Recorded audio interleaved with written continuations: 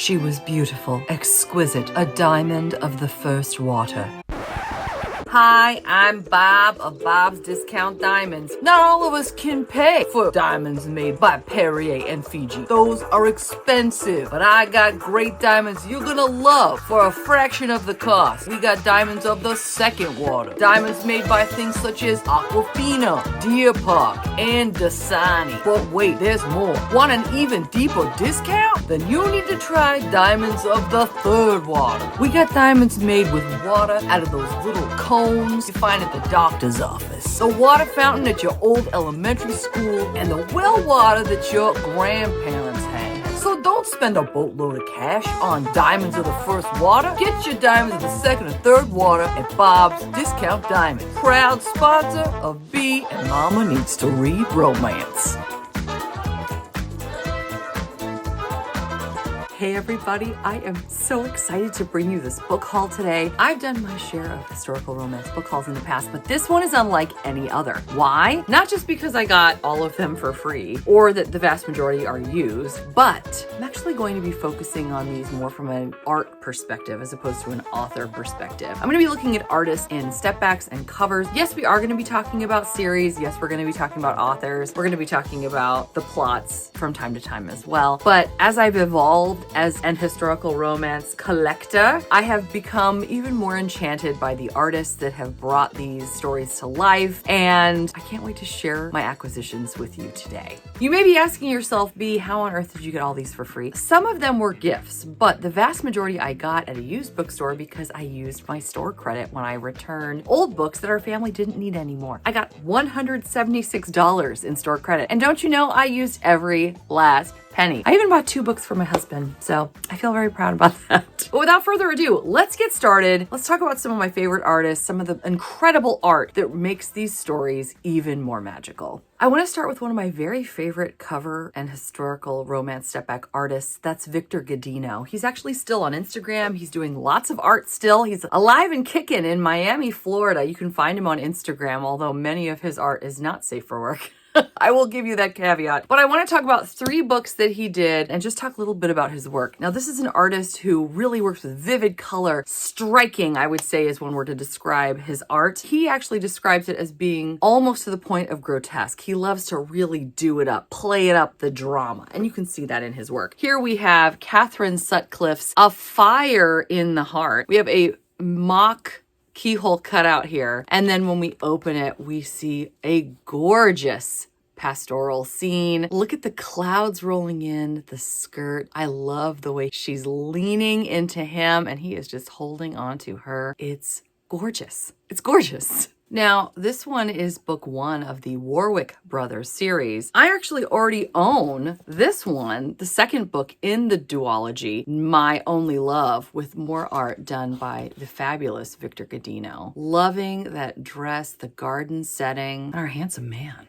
I have another Catherine Sutcliffe. Look at this gorgeous cover. We've got tons of gold embossing and some embossing on the flowers. This is Devotion. Opening it up, we see, look at these faces. I mean, that's some intense facial expressions right there. Of course, we have a horse in the background. I'm loving her gown as well. Looking at those clouds again, rolling by, another country scene. Now, this is book 2 of the Hawthorne series. It's a trilogy, and I actually already own book 1, again with art by Victor Godino. Look at this embossing. I am so sorry for the ring light that is causing havoc, not only with the book covers, but with my glasses. But what can you do? What can you do? I'm so gone for this cover. And we have a white horse in the background here, as well as some water. I believe we have a blushing bride. So gorgeous. My last Victor Godino of the day is Brenda Joyce's The Fires of Paradise. This, as you can tell just from looking at the cover, is a Native American tale, probably set in the Southwest, again confirmed by this incredible step back that features not 1, but 2, our hero and heroine in quite the embrace. It's just insanely beautiful. I love this desert scene. We have, of course, the Mustang rearing up. I love the cacti, the desert flowers, and I love his cropped hair and just the way the wind hits it. I'll have more on him linked in my description box, as well as the rest of the artists I mentioned today. I also have a Robert McGinnis. This one is exquisite. It's from 1985, which if you've done the math, it's hard to believe, but this is 40 years ago. I have another Robert McGinnis. It's one of my favorite covers of all time. Also happens to be by Johanna Lindsay, which is, and you've probably seen this one before, Fires of Winter. I adore this pose. Someday, I'm hoping to get one without this slight damage here from an old sticker. This pose is so iconic. I feel like when the artist who did Elizabeth Lowell's Enchanted did the step back, they were probably thinking about it. I mean, look how similar. I can't help but see it. Isn't that fascinating? Let's talk about another one of my favorite female artists, Sharon Spiak. She did some of my favorite covers that I've ever had. This one I just got. This is Dorothy Garlock's Dream River. We see that this is probably a prairie type tale because we have the covered wagons in the background. It is such perfection. I love the pose. I love the way they're looking into each other's eyes. We see that he's a protector. He's got a rifle there, and look at that sun setting. I want to show you a couple more Spiaks that I adore that are the crown jewels of my collection. Speaking of jewel, we have Virginia Henley's The Dragon and the Jewel. This is all embossed, as you can see from the lighting. I love this gold embossing as well. Another one of my absolute favorites, Heather Graham's A Pirate's Pleasure. Oh, Spiak, what a genius. Connie Mason is famous for her covers and her wraparounds for that matter. We have that here with her book, For Honor's Sake by the artist Ormond, who I couldn't find anything else about, but I'm going to be digging. You better believe it. This is just the tip of the iceberg, folks, especially if you feel like I do, that you're really getting into the artists. We're going to do some deep dives. I'm telling you. Let me know in the comments who you'd like to learn more about and if you'd like to see more of these. Getting back to the topic at hand, look at this beautiful prairie dress. We've got that slightly scandalous hand placement there that I know many people on Instagram at least go crazy for. They're like, oh no, the hand, oh no. We see these stampeding horses. It looks like they're in water too, but this actually is a wraparound. Look with the flowers we've got going here. Fortunately, we have the lovely barcode that messes things up, but then we can see a Western town. But here's what's confusing, a ship. I don't feel like these two things should be together. So I'm very intrigued and I'd like to learn more. The artist Oberheide is something of an enigma to me, but I definitely have seen this artist's name before. So I actually believe somewhere in my collection I have more Oberheide, so I'm going to be looking. Believe me, I'm not done creating my data on all of these.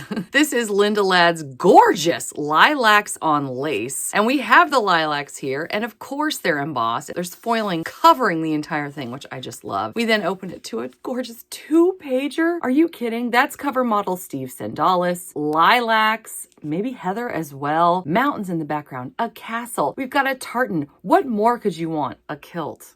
A kilt is what more you could want. You know, there's always something new to discover in your own shelves, which is so fun. And I discovered something recently. I have fallen for the artist Robert Maguire, who also signs his name B.A. Maguire. We've got several that I just acquired recently. This is Teresa Howard's Cherokee Embrace. We've got a gorgeous gazebo and what appears to be a manor home. Look at her dress and the flowers in her hair. Are you kidding? I am so gone for it. And I love, you'll see this in all of the Heartfire romances. We've got silver foiling on the second heart and chains going across the top. I love these, and now I want to be a collector. So B.A. Maguire did this one. He also did this one. I'm worried about even opening it all the way because this has never been fully opened. I do not want to break the spine. This is Patricia Hagen's A Forever Kind of Love. This is a series that follows Civil War soldiers and the women that they love. Check out this 2-pager without me hurting it. The wildflowers, her dress. We have a Union soldier in uniform. It's just perfection.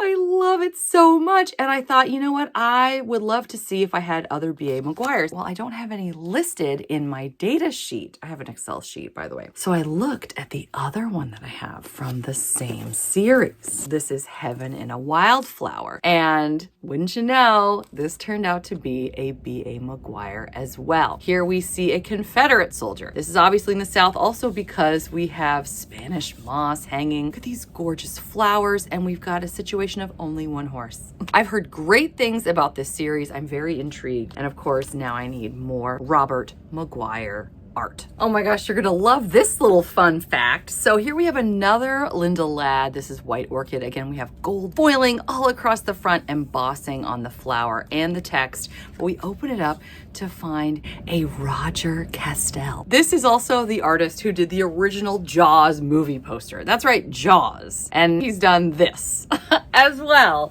How cool. We have a gorgeous orchid, of course, because of White Orchid. But then we also have, look at these buildings in the background. I'm so intrigued.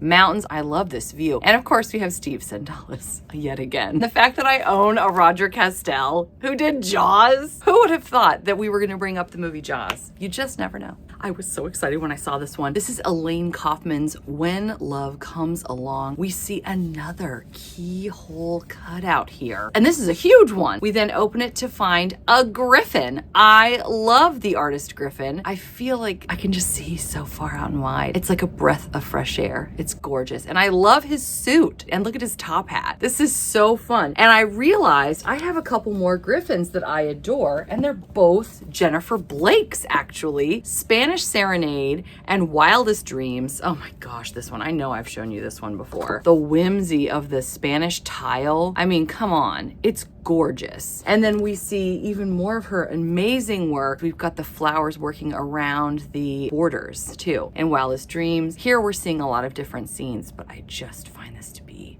next level. And I love the train. There's something you don't see every day unless you live next to a train. Anyway, I got two more Greg Gulbronsons, and I couldn't be more excited. Here we have another Steve Sendalis. So here he's blonde in front of Dawn Shadows by Susanna Lee. I love a waterfall on a cover, and I don't think our man is wearing any clothing at all. By the way, this is a wraparound, which we just love. Such tropical vibes. I'm so loving it. And then we can enjoy more of like a sunrise or a sunset over the water. Just gorgeous. I also got a Greg Gulbronson step back. This is Kimberly Cates's Lily Fair. Love the castle. We open it up. This looks like a photograph to me. Crashing waves, the gorgeous dress. I love this color and how it's complemented nicely by these flowers here. Speaking of Greg Gulbronson, over last summer, I got to share some of my very favorites of his, which some of them made in the top 10, I believe, but this is Catherine Coulter's The Air that Greg Gulbronson did. This is Mark Consuelos, Kelly Ripa's husband, who modeled for this. And he also did another one of my very, very favorites, Mary Jo Putney's Shattered Rainbows. Look at that rainbow. Oh my gosh, what's not to love? And then inside, I would put this on my wall. Just heavenly. The cave. I mean, come on. And look at the tide pool and how her foot is sort of reflected. Oh, stop. Just stop. I owned 12 Max Ginsbergs before I got these 3 brand new ones that I couldn't wait to show you. Here's another Heartfire romance. You see again the trademark silver heart, under the pink heart, the chains. But you know what I find most whimsical about this? The deer in the background and all the snow. We've got a cute campfire. I don't know if it's cute, but anyway, I'm going with it. I love the way he's holding her. Clearly we have another Native American taking care of a lady on a winter's evening. I have 2 more to show you. Courting Rebecca by Susan Sawyer. That's John DeSalvo, the model, who is in like the other half. We've got Steve Sendalis and John DeSalvo in so many of these. It's funny, most of us know Fabio, but usually I see either John DeSalvo or Steve Sendalis. This is neither one of those gentlemen in Veronica Sattler's Jessie's Lady. It's just beautiful. And I love all the dogwood flowers on top. It actually wraps around, as you can see, it's a part of her gown. And then it just the top continues on. I'm so happy. Another artist who is right up there with Max Ginsberg in my mind is John Ennis, who I've actually communicated with quite a bit on Instagram, to the point where I said, would you like to come on for an interview? And he said, not interested. I was like, okay, well, don't mince words. Thank you for that. At least he didn't beat around the bush, right? He's a great guy, though. He is. This is one of his perfect covers. This is Jessica Douglas's Wish Me a Rainbow. I love a man with a bandana on. That's so cute. And look at her dress. Oh, there's a little waterfall there. He's being such a gentleman, helping her across. It's so cute. Wraps around, so we've got the water there. And then, hello, it's a rainbow, if you didn't notice it on the front. So whimsical, so perfect, so cute, so lovely. So, John Ennis. Another one sort of based out in the prairie, perhaps. This is Tender Touch by Charlene Radden. And I love the font, too, and what they're doing here. I'm not sure what this is, but it's working. And look at the way she's holding the flowers, and he's holding her. So cute. This one I think counts as historical because it's a time travel, so it's going all over the place. And you see it in this wraparound. This is John DeSalvo as like a genie sort of in a bottle in The Night Orchid by Patricia Simpson. I love his face on this cover and the arm cuffs. Oh my. The Night Orchid looks kind of spooky and scary, like kind of an alien, but I guess it's a night orchid. And then we turn it around to reveal, wait a minute, it's a city, a present day city with candles. I wonder if she summoned him. What's going on? I think I saved the best for last here. This is Rochelle Wayne's Captive Splendor. It's so beautiful. I mean, come on. If you're not in love with John Ennis by now, what's going on? We see some gorgeous art here. Again, some little scandalous hand placement. Interesting. And guess what? We are treated to yet another wraparound where we're going on a ride together. And look at the waterfall. I know. I'm on the hunt again for an Emmett because I have an Emmett. I know I've seen this signature before. This is the only one I have listed so far. This is Jill Marie Landis's Jade, which even the cover, good night. We have actual jade here. I mean, it's not actual jade. It's like a photograph of jade. Now that would be cool. We've got some beautiful flowers as well before we open this up to see a more recent type cover. Cowboy hat, jeans, cowboy boots, and what is this, the Mayflower in the background? It's in San Francisco, by the way. If you have any Emmets, do let us know in the comments because I need to find out where they are. And I've been doing research and I cannot find them. So we're gonna find them together. I got 2 by the artist Elaine and I couldn't be more excited. I adore her. I have many works by her. My daughter loves this cover. This is Christina Sky's Come the Dawn. I mean, the cover is so neat. And we open it for a 2-pager that is out of this world. It's giving Beauty and the Beast. We've got roses, whatever that other flower is. Somebody tell me. I almost know. Is it Jack in the Pulpit? He is whisking her away, hopefully with her consent, to what I'm assuming is this castle. I love the vibe. I love a good Elaine. I got another one in this. Meryl Sawyer's Last Night. Look at how the waves are coming down. Oh, it's so beautiful. This is a gorgeous 1-pager. Oh my gosh. Talk about those summer vibes. You are going to be seeing this on my Instagram this summer. 100%. I love the spiciness of this, and I love the waterfall in the background. I mean, what more could you possibly want? You can't. And I will just show this while I'm at it. My favorite Elaine that I already owned is Johanna Lindsay's Gentle Rogue featuring Fabio. As I'm filming this, it's right around the time of Johanna Lindsay's birthday and Fabio's birthday. So perfect time to share this gem of my collection. I was really excited to snag a Berman. This is gorgeous. I love it so much. The purple gown, the way he's holding part of the dress. I just love the drama of this. This, of course, is Kansas Wildflower. No, it's not. It's Kansas Wildfire by Cheryl Ann Porter. And I love a good balcony scene at night. Thank you, Berman. I'm gonna give you a hint about our next artist before I show you some mysteries and some maybes, which I'm really excited about. This artist is probably the most well-known artist of romance novels. He's got 4 letters in his name. Begins with the letter P, ends with the letter O. Anyone know it? If you hadn't said it by now, I'm gonna say it with you. Pinot. Wait till you see all the ones I got of him. 4 of my Pinots are Madeline Baker's. One is a standalone, which is called Renegade Heart. These are all Native American, by the way. I mean, I'm just so blown away by this cover, which is a wraparound. Again, we see a gorgeous sunset, I'm assuming. We are in the desert. Look at the back. Absolutely gorgeous. Some of the things, by the way, you'll notice in a lot of these Pinots, a lot of the signatures, flowers in the hair, and I feel like he does a lot of dots and little fine lines that are straight lines. I'm going to show you a couple later on where I believe it's a Pinot, but I'm not 100% sure. And you'll be able to guess with me after you see all of these. I can't wait to see your thoughts. We have books 2, 3, and 4 of the Time Travel series by Madeline Baker. Here we see cover model John DeSalvo doing his thing on the cover. Look at this border as well. You see these so rarely. Such a find. Then we open it to a beautiful and kind of scandalous, although maybe it's just really comforting, step back. And I just realized it goes around.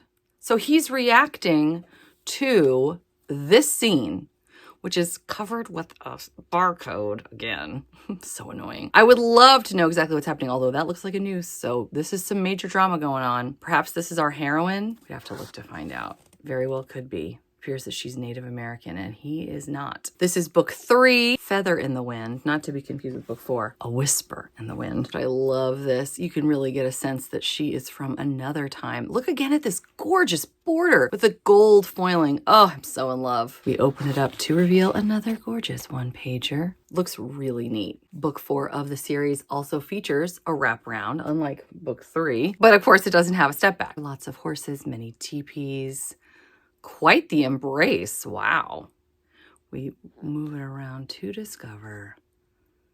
Very intense scene on the back. Love all the action. We don't always see that in a Pinot. I have 3 new Connie Masons, which are done by Pinot. I'm so excited. And I was really excited to get Shadow Walker because this is book 2 of the 2-book series, Flame, the Flame set series. And this is the first book. And I love this one. Of course, I already had this one, but I love the mock keyhole cutout here and the flames. Oh my gosh, it's so amazing. And look at the gold foiling even on the border. Is this not to die for? Oh, I'm in heaven. Then book 2 is, as I mentioned, Shadow Walker. Of course, John DeSalvo. And of course, we have a gorgeous border. Again, I love the design. Our man is not wearing much in the way of clothes. It's fine. It's fine. He's hunting. He's busy. He's got other things to think about. Like this gal. What a scandalous pose, but I'm here for it. Oh, yeah. I also got books 1 and 3 of the Trails West trilogy, The Fabulous Pinot. Here we have book 1, Tears Like Rain. There's no foiling, by the way, on this border, but I love it. I love the design, and I love these colors together. I have to be careful because, again, this one has never been opened. See the spine?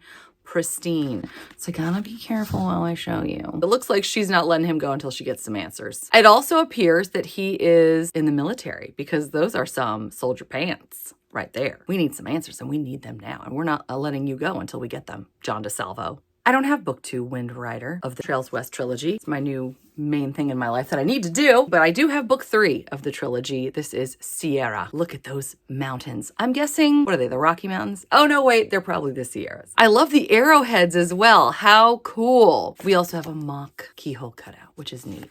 And then, of course, we're expecting to see that in there. Yes, we are. This is an interesting angle, kind of from below for extra effect. Kind of fascinating. And again, we have a really fun, ooh, and there's some foiling on there. Look at that. Ooh, on that border.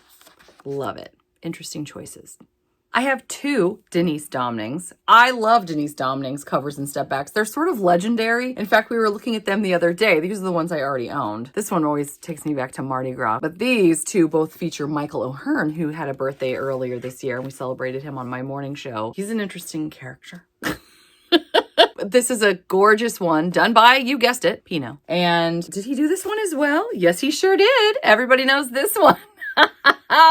One of the most legendary of the step backs. I learned in my research that he was actually wearing boxer briefs, but they painted those out. Is that a pro or a con? I don't know. Let's check out some of the new ones I got. This is Winter's Heat. We do have a fake out. This is not a step back.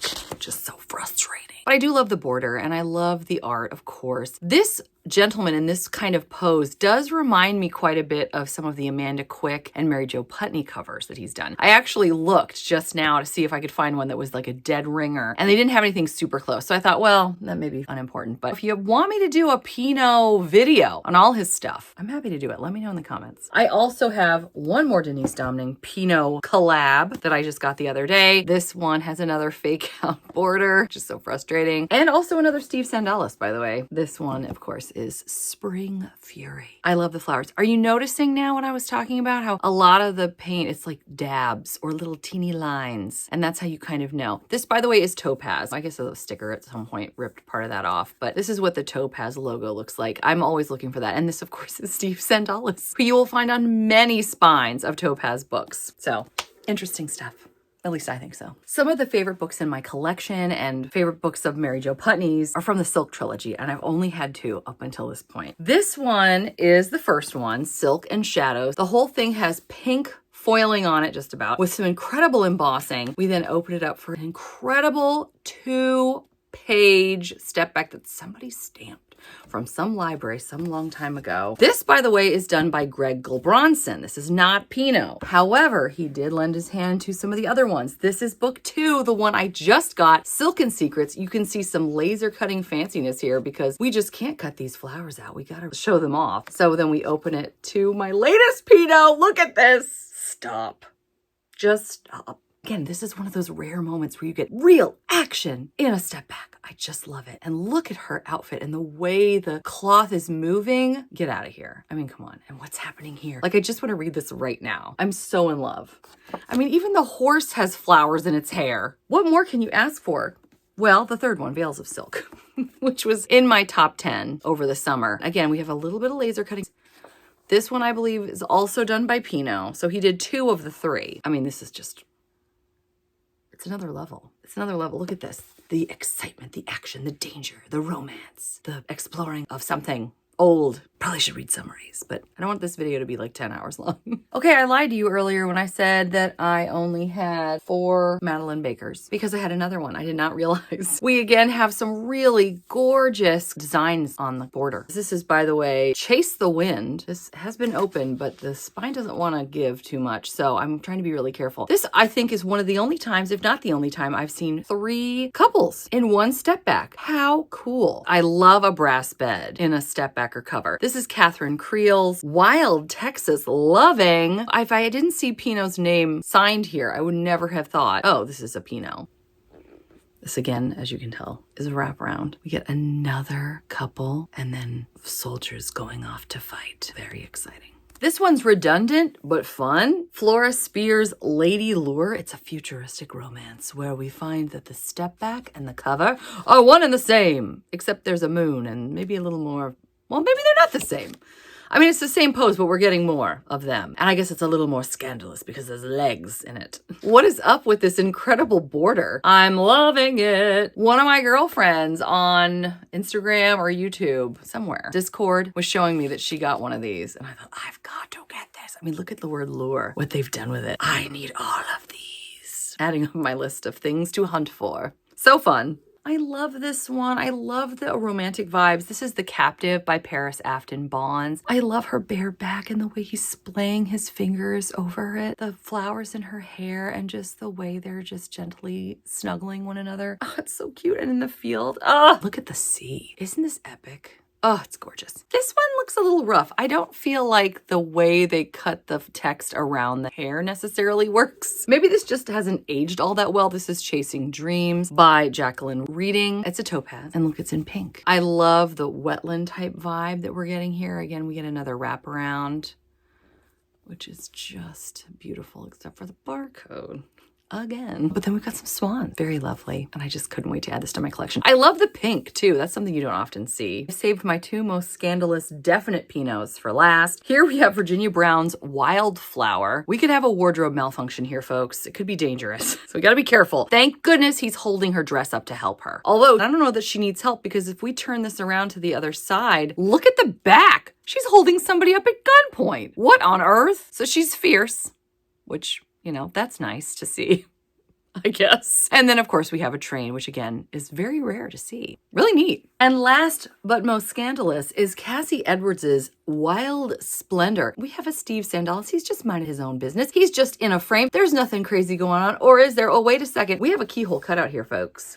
Opening this up to reveal quite the scandal. This is probably one of my spiciest, steamiest step backs. Ooh, I love alliteration. I love how the water plays on their skin. So beautiful. And such an incredible Pinot. Now you be the judge. I still need to do some research. I promise I have, but I have 2 more that I just can't tell if it's a Pinot or not. If you know, let us know in the comments. I will also be updating my description box to let everybody know, in case you're wondering. This, I believe, is a Pinot. I cannot find any info on it for sure. It's another Denise Domning, Autumn's Flame. We have a blonde Steve Sandalis dipping a woman with lots of passion. I love the window in the background too. It's lovely. See the paint dots underneath? This leads me to believe that this is Pinot because that's one of his trademark things to do. But what do you think? Another one that does this same thing with the dots, Sherilyn Kenyon's Paradise City. This is another futuristic romance, so it's like a time travel element. I love this magenta gown, and look at his cuffs. What he's wearing, I mean, come on, wow. This is amazing. But notice again, we've got the painted dots along the side. I'm just so curious. I really feel like this is a Pinot. I have to find out. Don't put your thinking caps away just yet. I have a Coral Sachs Smith that is done by Jean E., it appears, in 1994. This is absolutely gorgeous, but I can't find anything on a Jean, and I feel really embarrassed that I can't find it because I feel like I should know this, but we're going to learn together, and it's going to be in my description box once we find out. Look at the work of the gates behind them. It's so gorgeous, and this is another wraparound.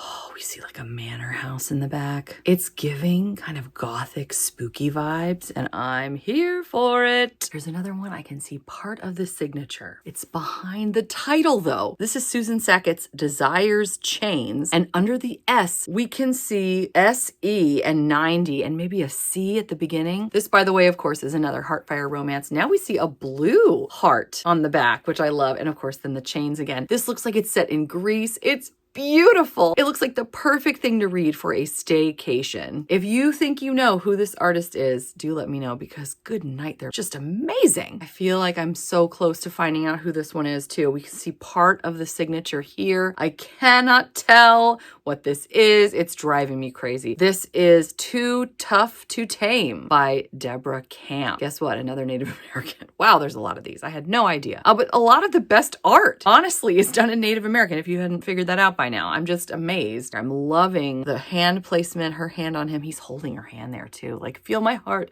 It beats for you. Oh, it's so beautiful. I love the wildflowers. I love the sky. Oh, it's so incredible. Here's another one where you can only see part of the name. It looks like T-O-M. I can't figure it out. Karen Rafferty's Touch of Night, and Steve Sandalis' eyes are glowing blue in this one, which is sort of fascinating. He's also beckoning us to come join him. And you know what? Let's do it. I think we should. Cancel your plans. Let's just go. So many of these that I'm about to show you, beautifully done. Vintage art pieces. I don't know who the artists are. I can't find a signature. I did my research. I've hit my wall so far. I'm going to be continuing to do research though. And again, let me know if you know something. I was so excited when I found Patricia Higgins' Midnight Rose that perhaps I had found another Robert Maguire, because as we know, he did the other ones in this series. But look at this one. Nothing like. The art is completely different. I don't see that there's any way that this is a Robert Maguire, or even honestly anything I've ever seen before. This is glossy, by the way. It just has a whole other vibe. Very polished. I was really taken by this Morris Sager. I have several of hers and I just love all of them. This is Before the Wind. Look at the tagline. Amid the flames of the French Revolution, she was swept into the dangerous fires of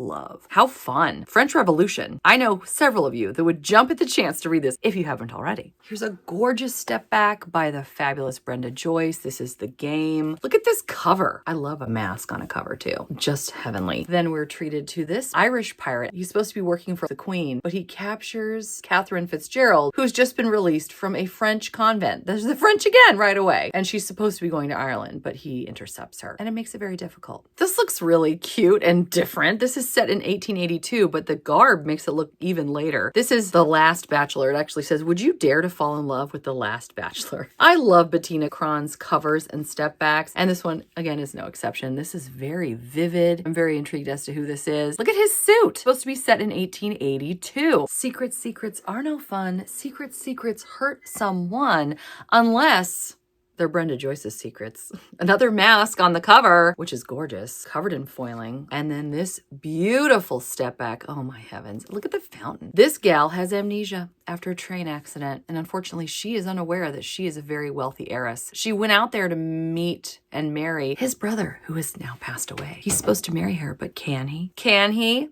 Apparently, I'm just collecting Heartfire covers now because I just love these. We've got a pink background. It's also Pirates. Rebel Captive by Amy Christopher. It's exciting, and I love her dress. And I love the moon in the background. I love the question on the cover. Was she a lusty wench or a clever spy? Or both? Check out the pecs on this guy. This is another futuristic romance. We've got some time travel going on with Christine Michaels's In Fugitive Arms and Fugitive chest. Wow. Of course, it's John DeSalvo, who's been bulking up recently, apparently. I love this one, but I feel like it was taken out. Like there's something off about this. Now, one thing that's really neat, rather than a step back, we do get a really pretty tear out bookmark, which of course I can't bring myself to tear out. I don't know that the red is a great choice in the background. I would just love some scenery. So I'm kind of curious as to where this couple was set originally. This, by the way, is an Elaine Crawford, if you couldn't tell from looking at the cover. I showed this one off this winter. This is Jane Bonander's, maybe, Fires of Innocence. I love the fire in the background. The way she's gripping the back of his head too.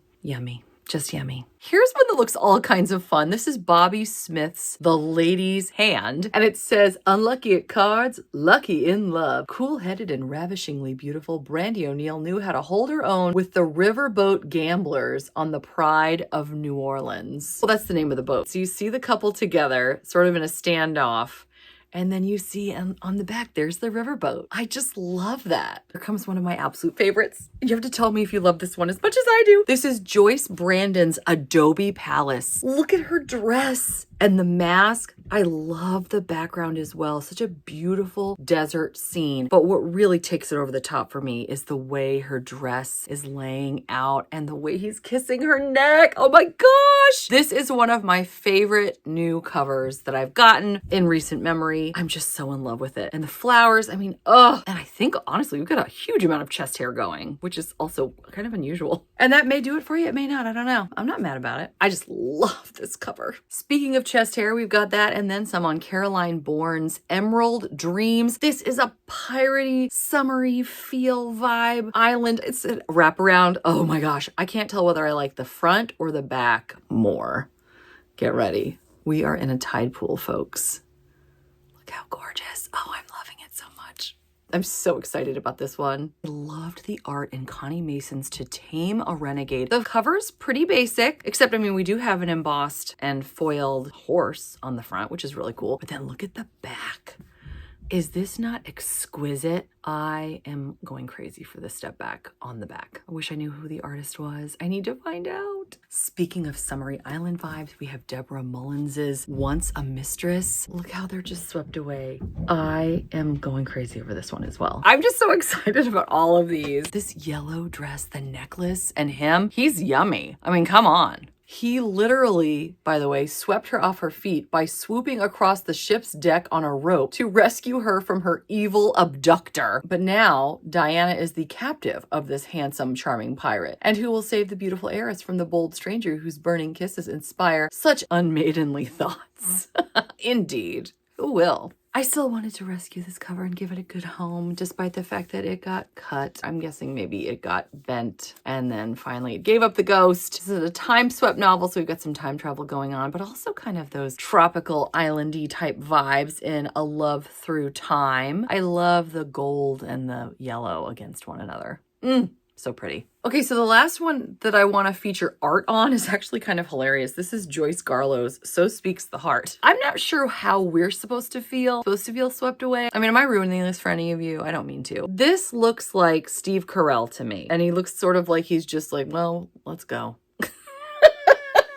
Just can't. Now I need to talk to you about some very exciting upgrades that I got recently. These are both really decent copies. I was really happy about them. These were upgrades from the original ones that I had, which I shared way back at the beginning of the year. These are the two books in the Stokehurst series. But let's talk about my upgrades. So here's my original, or my second, I guess, Midnight Angel. Here is the one I just got at a used bookstore. Gorgeous cover with a step back.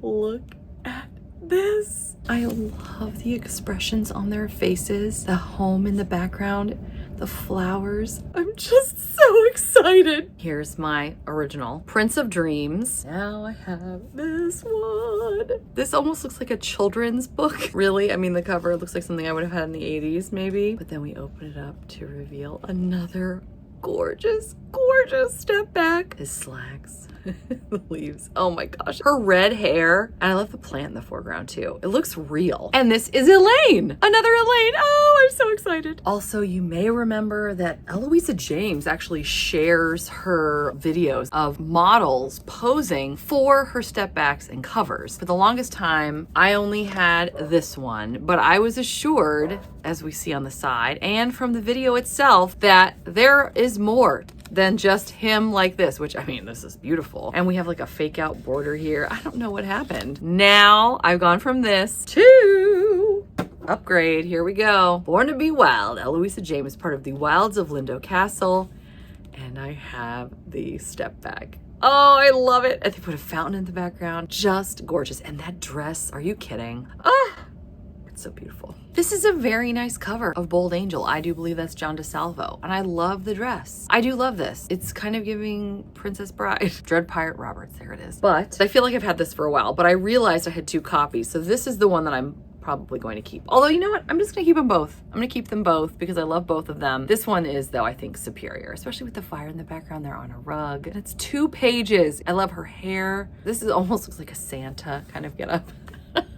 I have 3 Johanna Lindsays. We've talked a lot about her today, but I have 3 upgrades that I'm so excited to talk to you about. I actually mentioned these on my morning show the other day, but for those of you that didn't get a chance to see it, I really want to show you here. This is the original copy that I had of Johanna Lindsays So Speaks the Heart, but now I have this one. I'm so ridiculously in love with this. This is from 1983. Look at the campfire. We've got all the flowers. Look at the flowers in her hair and this dress. Oh my gosh, come on. Here is my original cover for Johanna Lindsays Silver Angel. Compare that to this one. I'm so in love. And this one was also done by Elaine. Look at this, it's giving me Genie in a bottle and that silver hair. Last but not least on the upgrades, this is my original Tender Rebel, which I really do love this cover, but it can't compare to this one. It's all yellow. They're not sprayed edges. This is just old. And this one is from 1988. So nearly 40 years old. Look at her hair. I just adore it. And it's another Elaine. I have 4 gifts I can't wait to talk to you about. I'm just so excited about these. This is one that was given to me by Forever Publishing. I read the arc of this ebook actually, but then they were so sweet to send me an actual copy. This is by Samara Parrish, While the Duke Was Sleeping, which is a historical romance take on Sandra Bullock's While You Were Sleeping. It's a lot of fun, low spice, high language though. Kind of interesting, but it was a good time and I'm looking forward to reading more of her rom-com twists in the future. I was able to get this thanks to the fine people like you who click on my links in my description box and purchase things through either my Amazon storefront or my Amazon affiliate links, which means I get commission and then I can use it on things like more books.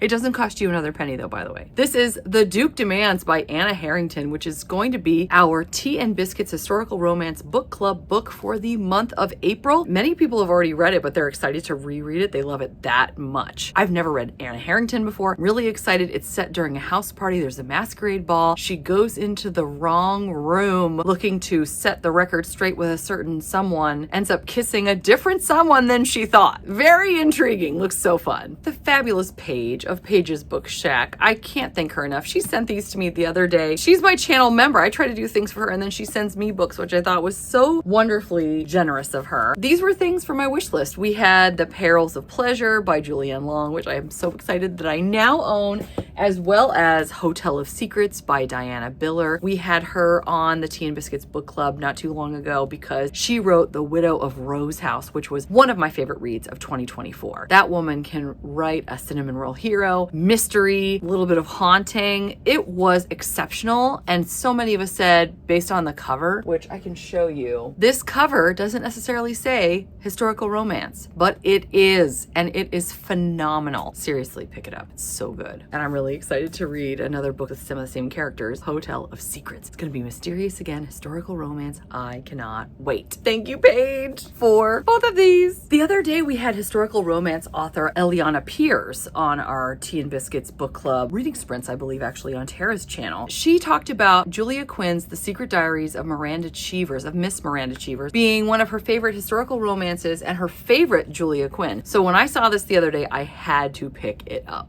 This is definitely not mass market paperback. This book is huge, and I was so glad to grab it at the used bookstore. This is Someone Wanton This Way Comes. I just read The Wolf of Mayfair the other day. That was my first Christy Caldwell. It blew me away. I loved it. So I'm looking forward to getting into more of her work. I'm really excited that I now own this. I've always wanted a Mimi Matthews ARC advanced reader's copy, but guess what? She's part of Berkeley.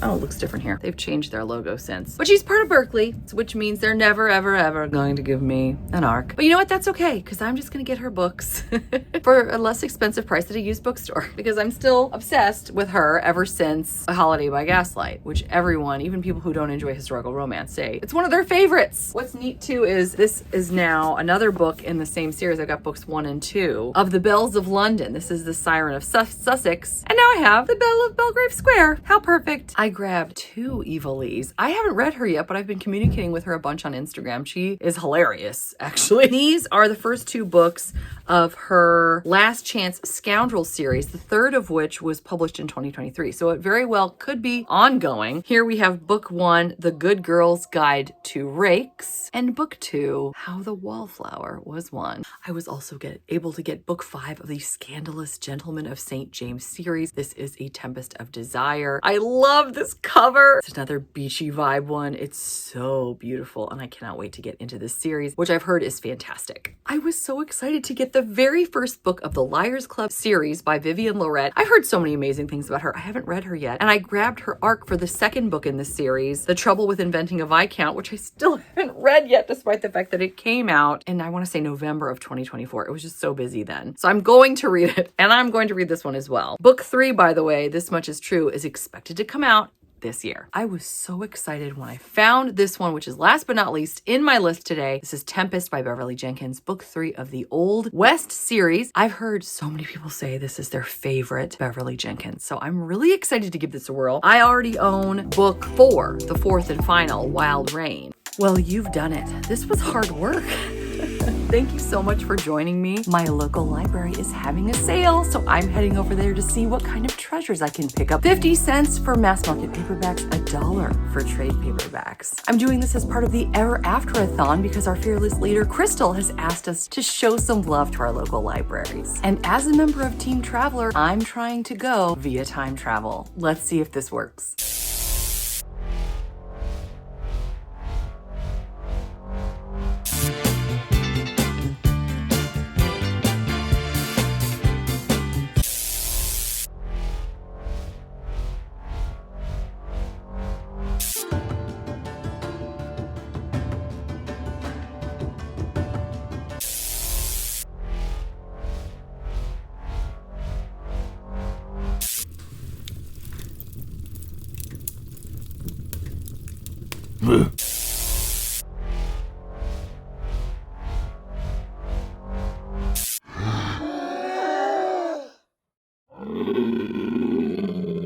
Okay, maybe not. I'll just walk. It's really close. Hi, my name is Bea. Welcome to my channel, Mama Needs to Read Romance, and get some really good deals at my local library.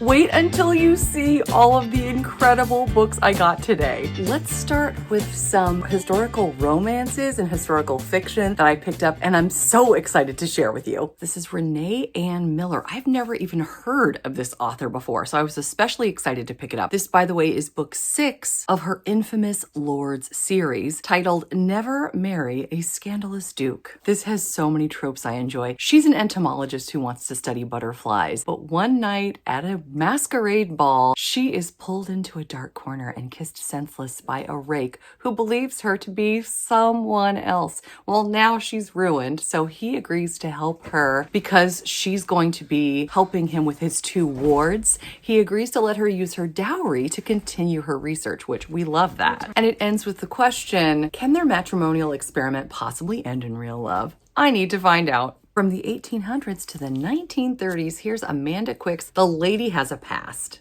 This is book 5 of the Burning Cove series. Our lady Raina discovers that her boss, who went to a very elite health spa, has gone missing. She decides to go to said spa to try to discover the mystery and is paired with a gentleman who's supposed to be her bodyguard. The two of them work together before murder ensues to try to figure out what is actually going on at the supposed health spa. I had the pleasure of meeting Eliza Knight at a Polycon last year, and so when I saw this and could scoop it up for $1, I had to go for it. She was actually talking about this being one of her favorite books that she's ever written. Now I own it. This is really exciting. It's called The Mayfair Bookshop. It's a novel of Nancy Mitford. So Nancy Mitford was a real person. She worked at the very real Haywood Hill Bookshop in Mayfair. Opening this up, you even get to see a picture of the Haywood Hall Bookshop as it was. So cool. She was an English novelist, biographer, and journalist. We take some of her real history from 1938, which some of this book is set, and also experience present day, in which a gal named Lucy St. Clair heads to Mayfair with a book written by Nancy Mitford, which has really interesting inscriptions written by the author herself. As Lucy begins working at the same bookshop so many years later, she starts to realize that her life and Nancy's are intertwined. Looks fascinating. Clearly there was a person donating that's a Nancy Mitford fan, because here is a book actually written by Nancy Mitford, The Pursuit of Love. It is said here that it's her most enduringly popular novel ever. It's a classic comedy about growing up and falling in love among the privileged and eccentric in the 1920s and 30s. I've seen this author a great deal, but have not had a chance to enjoy her yet. This is Martha Waters with To Marry and to Meddle, which is book 3 of the Regency Vows series. So far, there are 5 books. I love the tagline, "A marriage of convenience turns not so convenient." I haven't had a chance to read T. Cooper yet, but I know some of you, like my friend Terry, who adores this author. She's more historical fiction than romance. There is romance, but apparently they're all really incredible. And I was able to grab this one. I was literally hoping as I walked into the library sale that I would find a T. Cooper, and I did. Let's talk about what this one's about. So this one is actually set in Australia in 1906, an exhibition at a local gallery. Elizabeth sees a portrait that rocks her to her core. Everyone then realizes that Elizabeth isn't who she claims to be, even to herself. I love the end here. It says, "From the gritty reality of the Australian goldfields to the grand institutions of Sydney, this compelling novel presents a mystery that spans continents and decades as both women finally discover a place to call home." I just got chills. I had to buy this. It was required. Look at this. This, by the way, has embossing on it. Look how gorgeous this cover is. I have not had a chance to read Julie Clausen yet, but I've heard fabulous things. And this one, even the cover is so atmospheric. I just wish that it were winter again, so I could read this and really feel immersed. This is A Winter by the Sea, which is book 2 of the Devonshire Shores series. And just looking at this whole series, because I'm intrigued now, there are 4 books. We've got The Sisters of Seaview, which would probably give us those summer vibes, I would certainly hope. Book 3 is The Seaside Homecoming. Oh my gosh, these are gorgeous. And then there's a Christmas one, A Sea View Christmas. This one actually features a fictionalized version of the future Queen Victoria as the Summers sisters. That's not confusing at all in a winter book. Their last name is Summers, but they are hosting the royal family on the seaside. Now, what else is really neat here? We have a map, a very detailed map with a key and everything of the area, which I just love. I'll just read you the tagline because I love it so much. "Royalty comes to Sidmouth, bringing unexpected danger and the sweet possibility of romance." Okay, I paid $2 for this because it's a hardback, but I couldn't resist, especially after speaking with, I believe it was Violet Marsh, talking about wing walkers. Okay, so see the wing walker? It's a person on the plane, in case you weren't familiar with the term, who does these death-defying stunts. I have to read this to you because this is just so cool. And it goes so well along with what we've been discussing in some of the author interviews reviews I've been doing. Wing Walkers is one part epic adventure, one part love story, and as is the signature for critically acclaimed author Taylor Brown, one large part American history. The novel follows the adventures of Della and Zeno Marigold, a pair of Great Depression barnstormers who are funding their journey west by performing death-defying aerial stunts from town to town, and braids them with real-life exploits of author and thwarted fighter pilot William Faulkner. When their paths cross during a dramatic air show, there will be unexpected consequences for all. Fascinating. This is not a romance, but a murder mystery by Lindsay Davis. After speaking with author Jenna Bigelow the other day, who told us all about the romances she's doing during Roman times, I couldn't help but pick this up. This is book 10 of the Flavia Albia series called Desperate Undertaking. We have a woman who is a private informer in the very first century who is tasked with hunting down the serial killer on the loose who is unaliving people by recreating popular plays of the time. This looks really intense, very exciting, and it's gotten great reviews. Speaking of mysteries, I actually grabbed two by Lucy Score, who is more known probably for her contemporary romances, which I still haven't read any of them yet because I've heard they're very, very long. That doesn't mean I shouldn't read them. I need to read them. But I was very excited to get books 1 and 2 of the Riley Thorne series. I know there's mystery and romance, so I am in. Speaking of Lucy Score, I got 2 more books by her that are contemporary romances. This is Mr. Fixer-Upper, which is book 1 of the Fixer series. Some of you I know were enjoying the Christmas fix this past holiday season in 2024, oh so long ago. But this one says it's a constant battle on set between the sexy, grumpy renovation reality star and his no-nonsense field producer. Looks fun, especially for those of you that enjoy HGTV. I've really been wanting to read The Worst Best Man, and I'm so excited that I got my own copy. It says, the bride is a doll, the groom is the perfect gentleman, but the rest of the wedding party, they're the stuff of nightmares. Oh no. I love a good wedding. Also, I'm really excited to try this. I've got 2 more by another author you probably know, Jasmine Guillory. I'm so excited about this. Royal Holiday. So this is a holidays set book. This is about mature people as well, which I'm really excited about. This woman is excited to tag along with her daughter to England because her daughter styles the stars, if you will. And so her daughter is tasked with styling a royal banquet. And so the mom comes along and falls for the Queen's personal secretary. He gives her tours.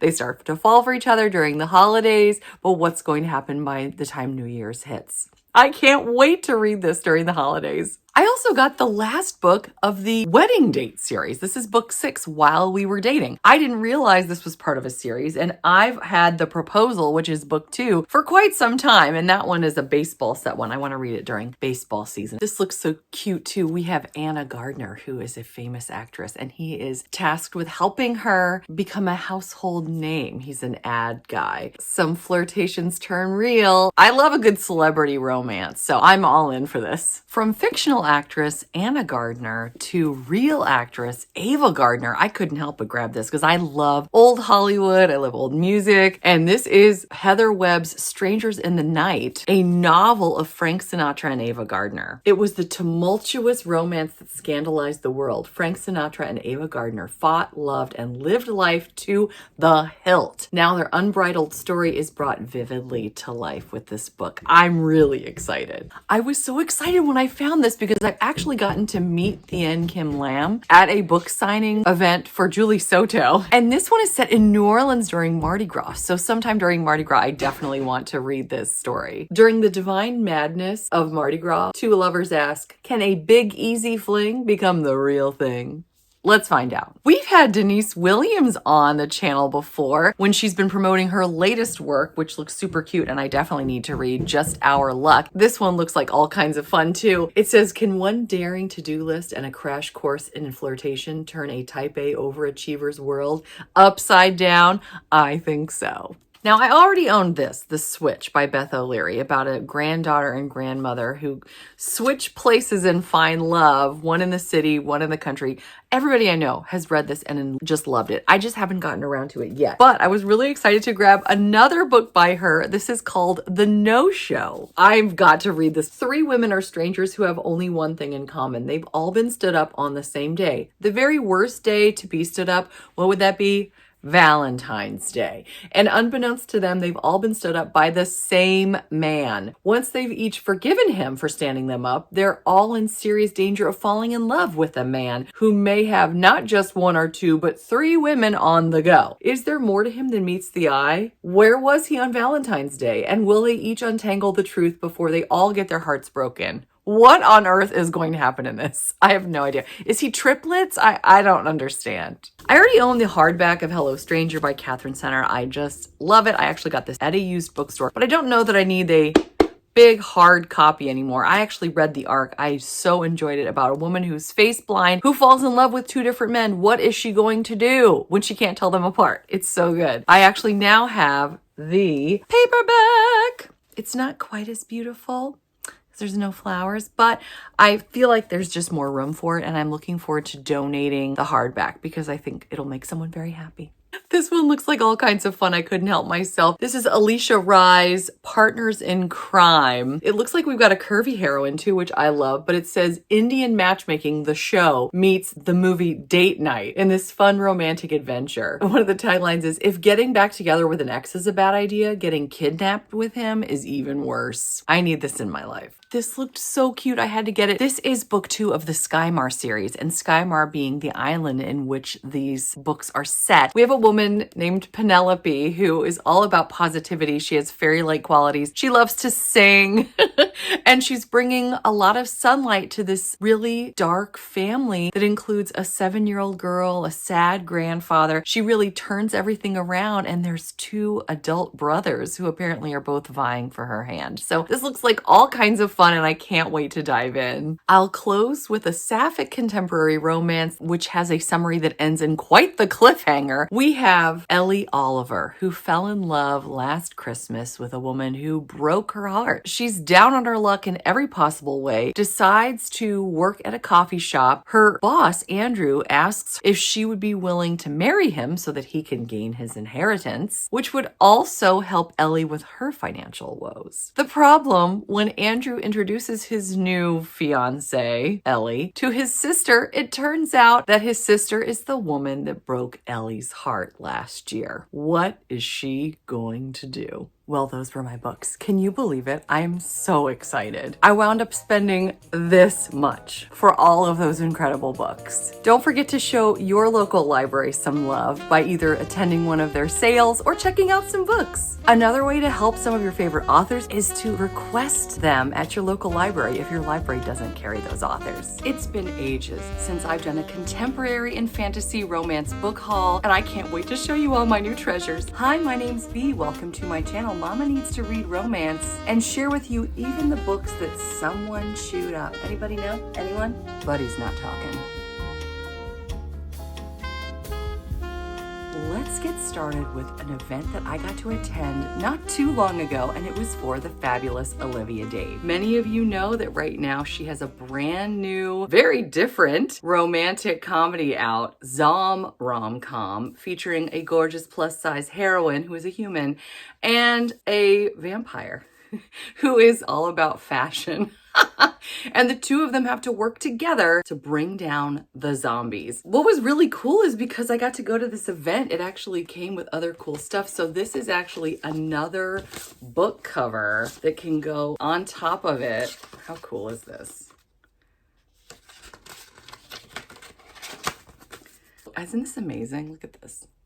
Also cool, check it out. Ready? It actually reverses, and then you can put it on this way too because of this really fine, I would say cardboard, but I'm sure it's more than that because it's kind of waxy too. But how neat is this? I really like the original cover though, and I love the colors, but I just had to share Isn't this fun? And I also got a super cute postcard as well. I've heard great things about this book. I'm really hoping to read it in October. I thought that would be super fun. So let's go ahead and talk about this one. This is the one that Buddy chewed up.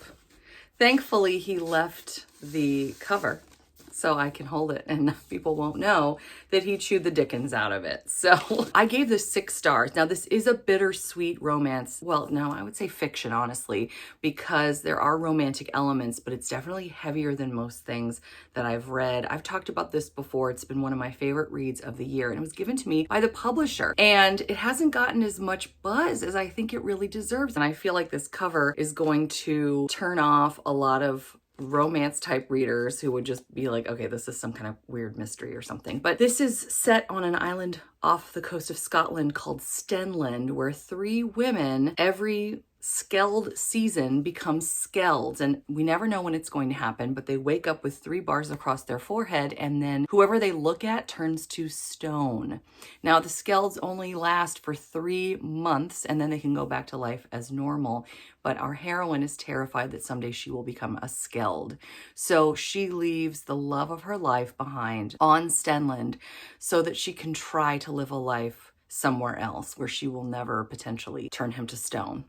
And this book is all about longing and various timelines, and it had me on the edge of my seat seeing what was going to happen because our heroine comes back for a wedding. Well, I'll just leave it at that.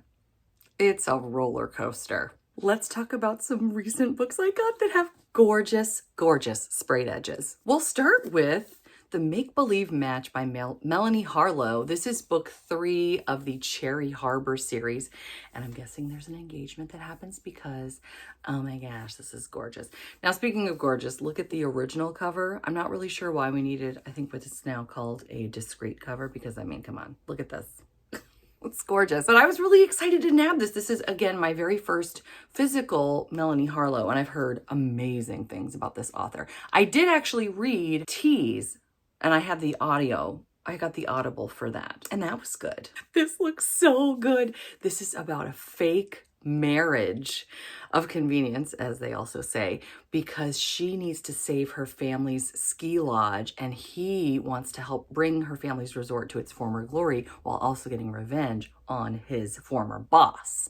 Now, she doesn't realize, though, how wonderful it's going to be when he calls her his wife, which I think is so cute. But apparently they had a one-night stand 6 months prior, so they know the chemistry is there. Oh, this looks like it's going to be all kinds of fun, and I cannot wait to read it. I have 2. You guys may have already heard me talking about these.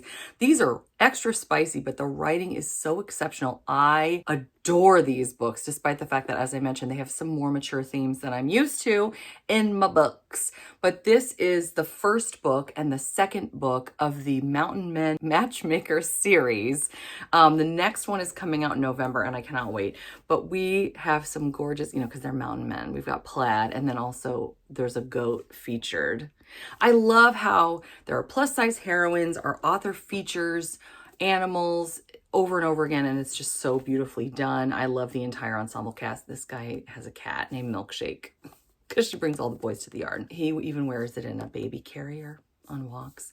Like, they're cinnamon roll heroes, even if they seem gruff on the outside. And I have just been having the best time with this series. I just want to read everything. This one definitely had some chapters that I wish I'd skipped because it's like super, super spicy, but it's about a man who wants to have a baby, and it hasn't worked out with surrogates. He doesn't believe in love after having been severely burned. And then we have a woman who just needs extra funds so that she can open her own animal shelter. So she agrees to be his surrogate. They hadn't accepted her in the program because she was plus size. But this is all about, he's dreaming. I don't want to wake him up.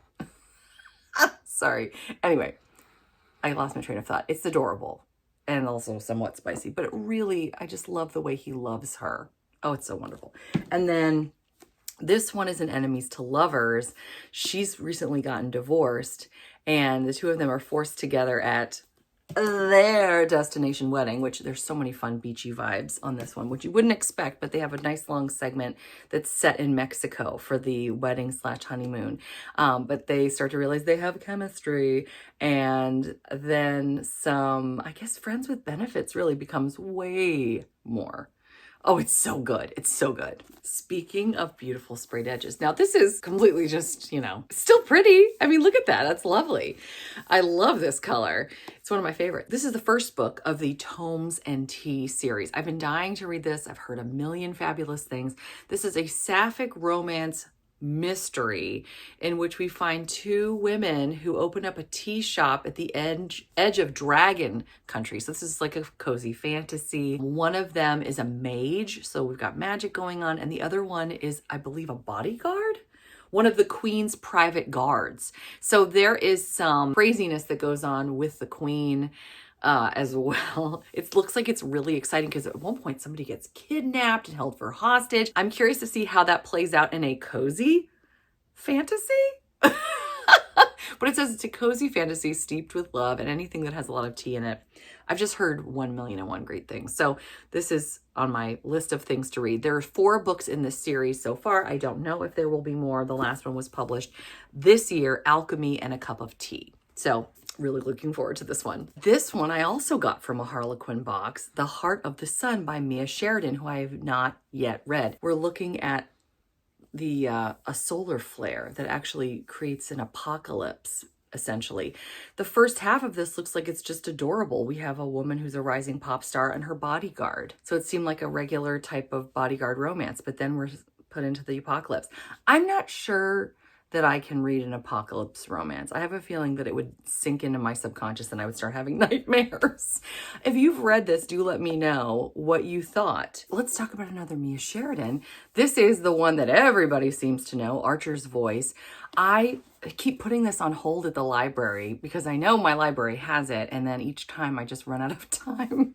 You guys know the struggle, right? I mean, it's so true. But I got this at a used bookstore for $3. I thought, oh my gosh, this is my sign that I need to read this. So I'm really looking forward to it. I've heard nothing but incredible things. So I'm kind of going in blind, but I'm really excited. Let's talk about some more that I got from a Harlequin box. This one looks bonkers. I'm not sure I'm going to read it. We'll see. Let me know if you've read this one, One in a Million. This is about a woman who's a pop star and she has everything planned, including having her eggs frozen so that she can become a mother when she's ready.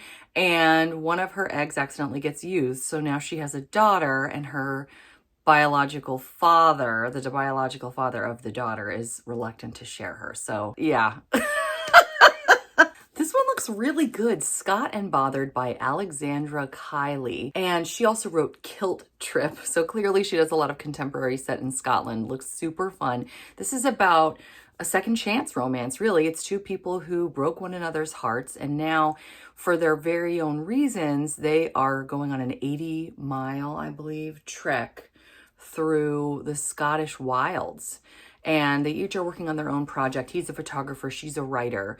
And it looks like it's gonna be a really neat kind of road trip romance too. So I'm looking forward to this. Here's another one that I'm not sure I'm going to read. It's funny. I think I'm going to actually discontinue my Harlequin box because while I have gotten some books I wouldn't have read and then really love, like Amy Dawes, and I've gone down the rabbit hole there, a lot of the books I can either get for free now that I'm a Harlequin Shameless Romantic, which means I get auto approved for all of their arcs.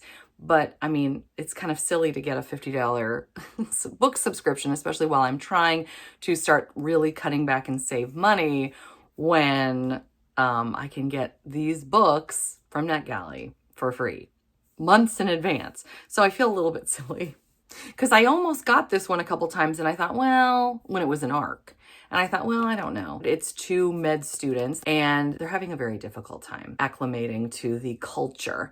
And so the 2 of them begin working together. They're both just really, really stressed. But I think the grueling hours and just the constant forced proximity makes them realize that maybe they have chemistry and that they could be something more than just coworkers. So looks like it could be fun. I was excited to get these pre-orders in the mail. Of course, I love Barbarian's Hope. This is book 10 of the Ice Planet Barbarians series by Ruby Dixon. These are all so gorgeous. I love the border. I love the cover. I got this in like July. I don't think that they have the next one ready to roll. Normally, when I get one, I can already pre-order the next one, but I don't know if they're slowing down production. And initially, Ruby Dixon was writing bonus novellas or short stories or just additional author's notes for the paperback editions of these. But now they're coming out and they're just regular. Like they don't have anything additional. Although this one does have Having the Barbarian's Baby, which it's a bonus novella that I believe was published within the Ice Planet Barbarian series. Let me double check. Okay, yes. Having the Barbarian's Baby is book 6.1, the novella that came after book 6. So now they've attached it to book 10, the paperback. So there's not new things coming out. Now, this is not me knocking Ruby Dixon because heaven knows she's got plenty of other irons in the fire. I have a feeling that they didn't anticipate, perhaps. This is conjecture, that they were going to be re-releasing all of these. So maybe they didn't think, oh, we're going to have to do a bunch of extras for every single book. So we will see. In fact, you know what? Hold please one more time while I check and see if book 11 is up for pre-order yet. Okay, so book 11, Barbarian's Choice, does not have anything planned yet. So we shall find out when that happens. I get her newsletter, so hopefully that will tell us soon. You'll notice that this one is a little different because both of our main characters are aliens. We do also, though, get to see Claire, who is going to be falling in love finally, after having a very bad relationship with Beck. I find it interesting that the vast majority of these books, they're told from two perspectives, a human woman, typically, and the alien man. Well, we have an alien woman, an alien man, and a human woman. I thought it was interesting that Dixon decided to still include a human woman for that perspective, despite the fact that she's not part of the main couple. She's doing her own thing while preparing for No Poison Day, is what they refer to it as, because holly berries, which were Christmassy, could be poisonous. And so there was this whole thing about no poison. They don't understand the holidays over here on the Ice Planet. It's a holiday book, actually. Asha and Hamalo, this is their epic second chance after some heartbreak. And I really enjoyed it. So I'm thankful to have this gorgeous, gorgeous cover. And we're just going to have to stay tuned to see if Barbarian's Choice, that is our beloved Farley, one of the only other alien females, gets her gorgeous cover too. I can't wait to see. The other pre-order I got recently is Fire and Icing, Savannah Scott. You guys know I adore this sweet, clean, closed door author. I've loved so many of her things. And this one is book 1 of The Firemen of Waterford, Tennessee. This is, of course, featuring a gorgeous firefighter, as you can see. And look at all the flames, too. This is so fun. And icing, because our heroine is a baker in this small town. So I haven't had a chance to read it yet, but I'm really, really excited. And I was so pleased that I could get the first book in the series. Speaking of things I've gotten in the mail, I got a few more things from publishers or PR companies. Let's talk a little bit about those. This is The Side Project by Laurel Osterkamp. Now, I wound up giving this like a soft DNF. I stopped reading it because it didn't really feel like it was for me, but I might come back to it. It is set in the fall in Minnesota, so there are some gorgeous fall scenes. And this one did strike my fancy because we have two people that are working together on writing projects. She had a huge crush on him in high school, and now here they are, adults who are sort of stagnating in this small town. Neither of them really wants to be there, and I think that they just sort of recognize something in each other while they're working together that's really passionate. But it just wasn't hitting correctly for me. He's a bit older than her and his situation is very different from hers. So I don't like an imbalance of power and what that can do in a relationship. This is, again, is personal preference. That kind of rubbed me the wrong way. That being said, though, I think the author put her entire heart into this, and if you have any interest in checking it out, it would mean the world to good old Laurel Osterkamp if you gave her a whirl. I also just got Love Walked In by Sarah Chamberlain. This is from St. Martin's Press. They sent it to me. We're talking about doing an interview around the time of the book's release. I'm so excited because it's set in this cute little bookshop in England, and we've got kind of a grumpy, but in words, I'm thinking he's super sweet. I hope that made sense. And then we have a sunshiny American bookshop helper. She comes to help him rescue his bookshop. and he doesn't really want her there at first, but I'm sure things turn around. I'm starting this any day now. I need to start either today or tomorrow because September 2nd, release day, is going to be here before we know it. I totally forgot. I got another one in the mail. This is because I'm a member of the Patreon for Lauren Smith, who is also Emma Castle.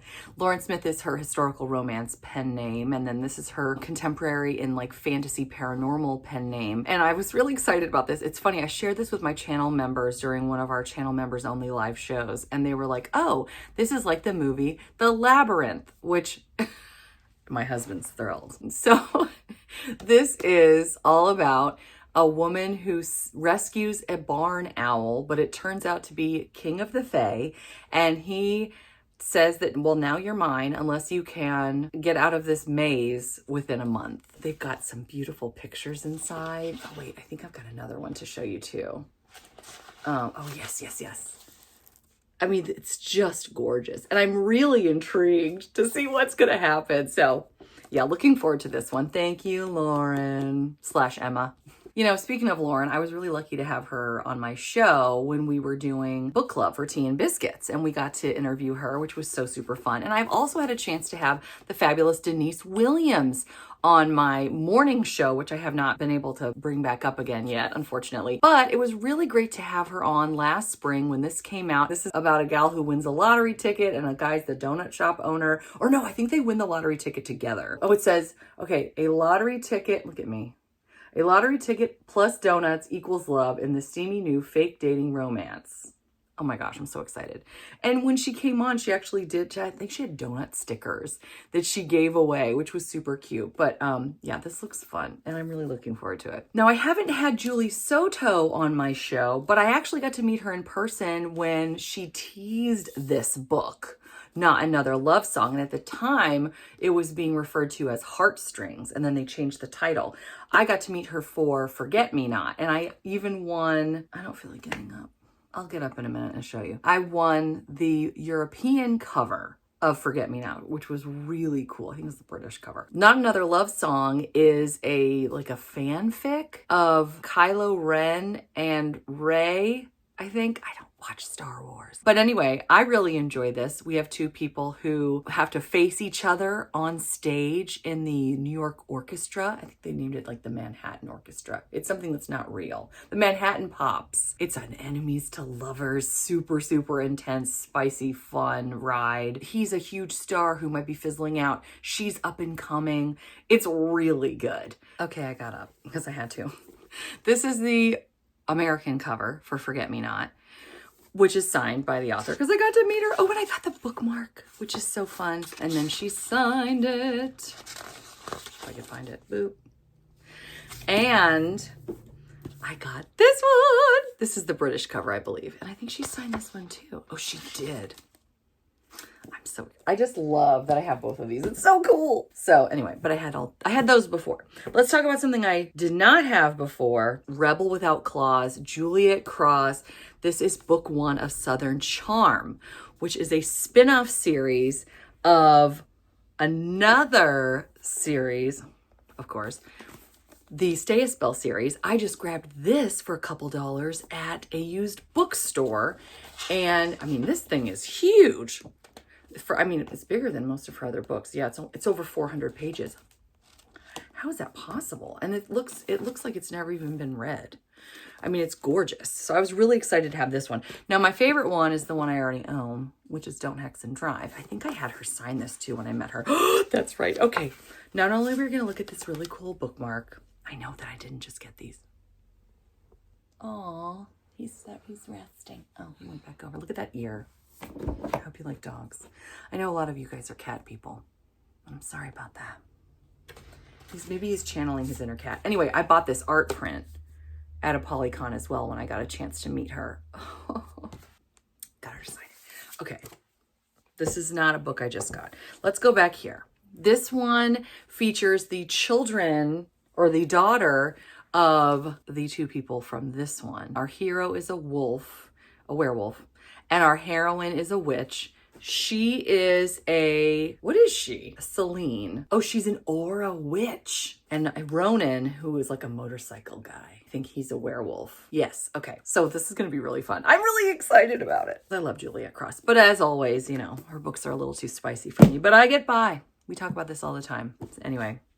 Okay, and then let's also talk about 2 other books. This is Barnes & Noble at $5. And it's funny, when I went to check them out. It's not the library. Hello, it's a bookstore. When I went to purchase these for $5 a piece, I love the little sticker, cheap. The woman behind the register said that these have become like her whole personality because she had not yet read Lucy Score. And people are like, oh, why is Lucy Score writing mysteries? That have like a bit of, I believe, paranormal elements as well. And you can just enjoy me taking my stickers off. But they come off super easily, which is nice. Oh, by the way, my daughter did my nails. This is my party nail. Anyway, the woman that worked there, she was saying, oh, I thought maybe it would be good. I didn't know. But now I'm completely obsessed. So there's some romance and there is some, obviously, intrigue. I already have The Dead Guy Next Door and The Corpse in the Closet. So I'm guessing that this is book 4, because of course I would guess in a video, and this is book 3. Yes, this is book 4. And there may or may not be more books in this series, the Riley Thorne series, that's supposed to be humorous as well. I don't know that I mentioned that, so I'm excited. Speaking of cheap, I don't know how this ended up in the $5 bin. This is Sarah Adams, and this is also book 1 of It Happened in Nashville, one of her earlier contemporary romance series. I really enjoyed her It Happened in Charleston duet, and now I have both of her books for the It Happened in Nashville duet, which is super cool. And this is a newly published one. It says it's revised and expanded. And you know what else? It's a different size than the original, so that's a little bit annoying. But I'm really excited to have this one. This says it's a heartwarming romance about new love and fresh beginnings with a never before seen chapter. So that looks really cool. I love me some hockey romance. So let's look at some of the ones I got recently. Well, I'm officially super embarrassed. Don't make the mistake I made. I'll show you in just a moment. So I had this already for quite some time. Him by Serena Bowen and Elle Kennedy. Everybody who loves hockey romance, hockey romance, probably knows and loves this duet, Him and Us. And then there's Epic, which not everybody knows about. It's a novella. I have all of those. I didn't pull them down. I don't feel like going over there again. I just got up. We now have the spin-off series, Wags. It's also a duet. I had Good Boy. I didn't realize I had Good Boy. I thought I had Stay, which is the other one. So now I have 2 copies of Good Boy. Now, the good thing about this is, I guess, anything that's like a really good copy that's not quite for me, like I mentioned that Mia Sheridan I might turn in as well, I can get quite a bit of store credit that I can use even to buy gorgeous historical romances. And I'll show you too, this is kind of exciting. I got 2 gorgeous covers, or 2 copies of Stephanie Archer's hockey series, the Vancouver, that would be a different series, Vancouver novels. And this one especially, I wish you could feel it. It feels like plastic, really. It's really, really nice. And then this one just feels like a regular cover, but oh my gosh, they're beautiful. And I got them both technically for free because I was able to use store credit from trading in other books that we no longer needed. I still keep a lot of books and put them in little free libraries, especially now that I'm doing that again, which get ready for some more of those videos. But yes, I really love being able to get new books with my store credit. We just need to look at all these covers because they're gorgeous. This is book 1. This is the one I had on my Kindle Unlimited shelves forever, Behind the Net. Then we have book 2, The Fake Out. Book 3, The Wingman. Then there's book 4, Gloves Off, which just came out. And book 5, The Wild Card, is scheduled to come out next year. So that's exciting. I also grabbed another queen of hockey romances, Rachel Reed. This one I did get for I think half off at the romance book sale from Barnes & Noble. This is Heated Rivalry, which I've heard wonderful things about. I love her. This is the one I already own, Time to Shine, which is one of my favorite contemporary romances of all time, period. And this one, by the way, is book 2 of the 6-book series Game Changers. My last hockey romance is Unsteady by Peyton Corinne. I know that she's already published more in this series, Everyone I know loves this book and says it's really emotional, but extremely good. I started listening to it and it just wasn't hitting. I think sometimes you have to be in the mood for a hockey romance. And for me at the time, I was not. But when I was able to grab this for $7 at the used bookstore, which again, as I mentioned, I've been using store credit. I haven't even been paying for them technically. I was like, oh my gosh, okay, let's do this. I need this. I need to read this and give it a second try, because I can't imagine that I wouldn't love it based on everyone I know and their tastes and what they've said. So really looking forward to getting into this emotional hockey romance. Let's talk about the fact that now I'm interested in Westerns. Who would have thought? I cannot find my copy of Done and Dusted. It's around here somewhere. I don't know where it is. But I do have Swift and Saddled and Wild and Wrangled. Now I got this one for free, I guess, from the used bookstore because I used my store credit. This is book 2 of the Rebel Blue Ranch. I don't have book 3, Lost and Lassoed, but because this one just came out, again, I got this like on the romance book sale at Barnes & Noble, I got the special edition. And the special edition includes an exclusive playlist made by Cam called Dusty's Mix, and then a Rebel Blue Ranch zodiac sign breakdown of all the characters and their astrological signs and I guess how they go together.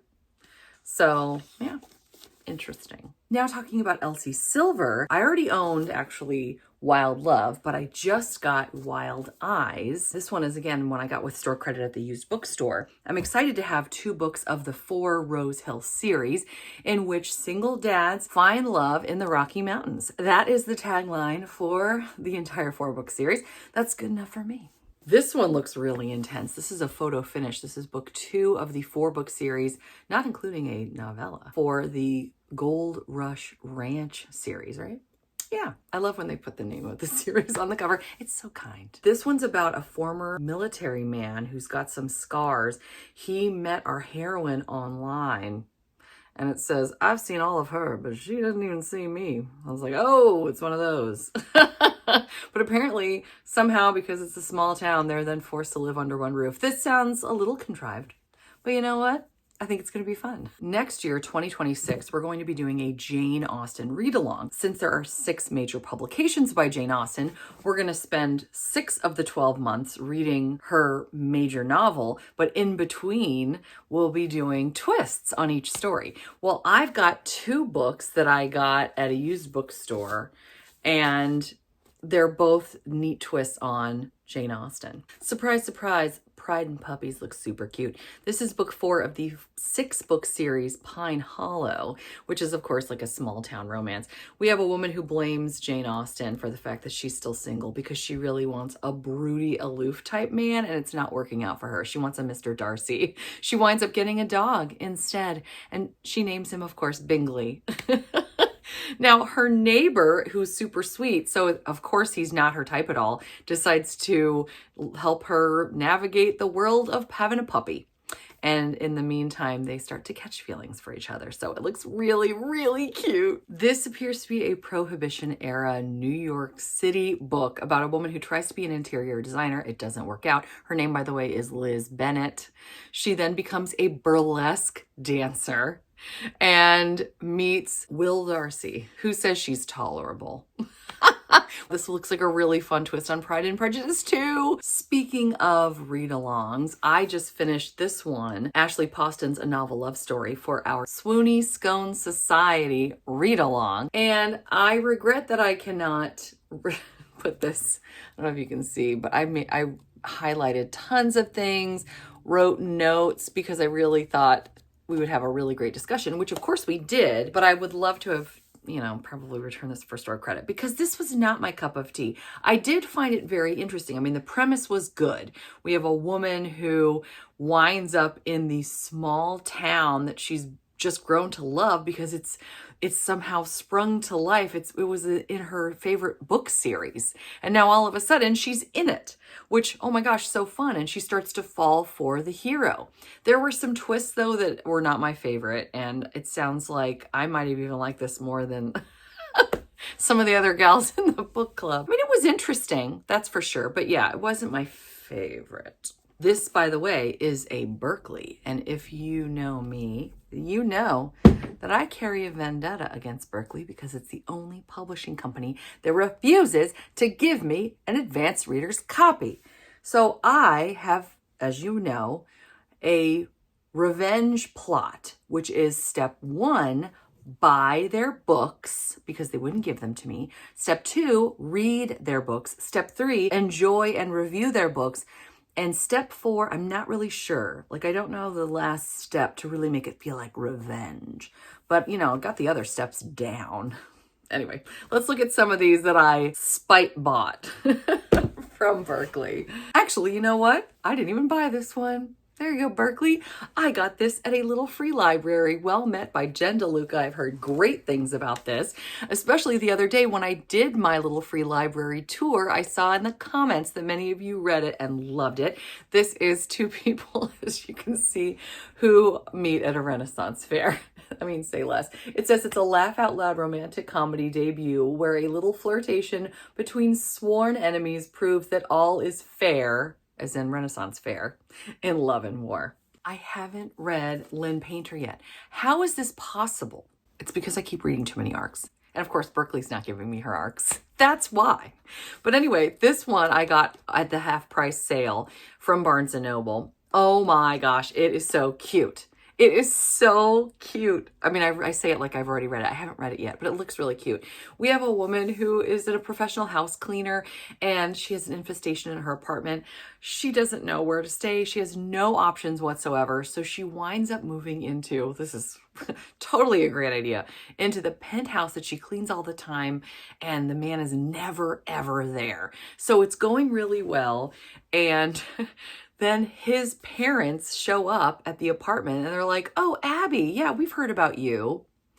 He made Abby up. Well, I guess he knew her name, but he doesn't have a girlfriend. He said he has a girlfriend named Abby just because he wants his parents to leave him alone. And his parents fell in love with her. So he's like, okay, let's fake date and I'll get you everything you need. Okay, yes. Yes, please. Millionaire and cleaner. This looks so cute. Here's a Karina Halley that I don't think I would be too afraid to read. Many of hers, I'm like, oh, I don't know. But this is The Royals Next Door, which I believe is set in Nova Scotia. It's definitely an island in Canada. This is about a woman who's just an elementary school teacher, but a secret podcaster by night. She doesn't really have a very exciting life until royalty moves in next door, including their bodyguard. And of course, she and the bodyguard continue to have crazy run-ins as the press descends on this tiny little island where nothing happens. This looks super cute. I've heard good things and I can't wait to read it. The last Berkeley that I want to talk to you about is Undercover Bromance. I have heard such a great thing about the Bromance Book Club, which is 5 books plus a novella featuring men who form this book club so that they can win women, so like to see what they love. And I had the pleasure of getting to meet Lissa K. Adams at a Polycon where she had all kinds of fun swag, including, oh my gosh, this is just a disaster, including buttons for every single character. Heaven knows how to get this to, maybe if I cover my face, that looks better. A little more nice. But yeah, she signed my books. I keep seeing the same ones over and over again. This is one that I already own. This is book 5, A Very Merry Bromance. I also have, and I've had for a while, this is book 4? Oh, this is book 3, Crazy Stupid Bromance. She might have, oh, she did sign this one. 2B, Watch Out for Cats. And then I've had this one forever. Also, and she little bookmarks. It's so fun. The first rule of book club, don't talk about book club. She had more swag at her table than just about anybody. Free swag, I should say. 2B, welcome to the club. How cool, right? So I've had these. This is the first one. And then I finally found, this is book 2. Undercover Bromance, which is good. So now I only need one more. If you don't include Courting the Countess, which is the novella, Isn't It Bromantic? That's the only one I need. So I'm really excited because I've heard great things about this series and I haven't had a chance to read it yet. Here's a gorgeous one I couldn't pass up when I found it at the used bookstore for $6. Oh my gosh. Before I Let Go by Kennedy Ryan. This is another one that I'm going into without knowing a whole lot because pretty much everyone I know, this is like their top of the top, their best of the best. And I've only ever enjoyed a novella by Kennedy Ryan. So I'm looking forward to reading a full-length novel, which I believe this one is a second chance romance that is super duper epic, very emotionally intense, and I can't wait to give this a try. Let's talk about some books I got for a song. We'll start with Skating on Thin Ice. I actually got this from my husband for Mother's Day, and what he decided to do, which I thought was really neat, he made little cards. This is supposed to be me and my oldest.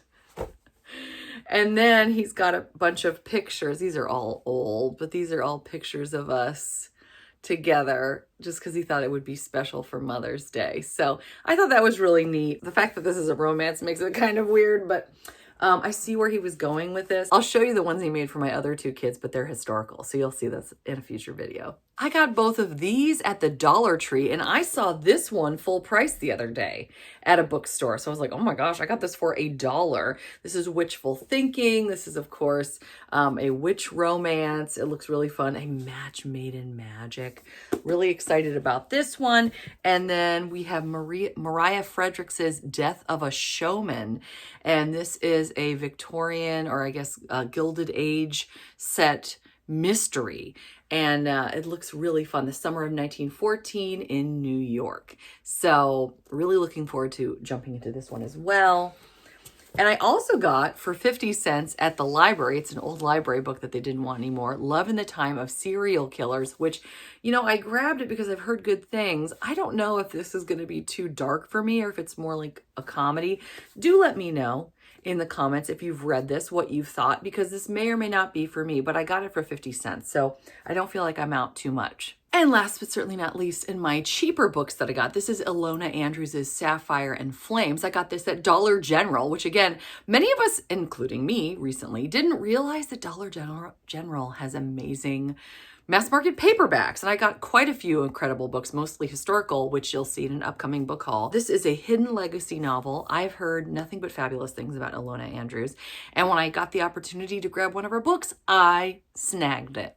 Between the Harlequin boxes that I've been receiving and the incredible little free library I got to visit the other day, I have quite a few Harlequin romances, and I wanted to show these to you really quickly. Now, this one I actually am going to unhaul, but I had to show you before I did because it says his best friend's wife. What? It's like, wow, that's interesting.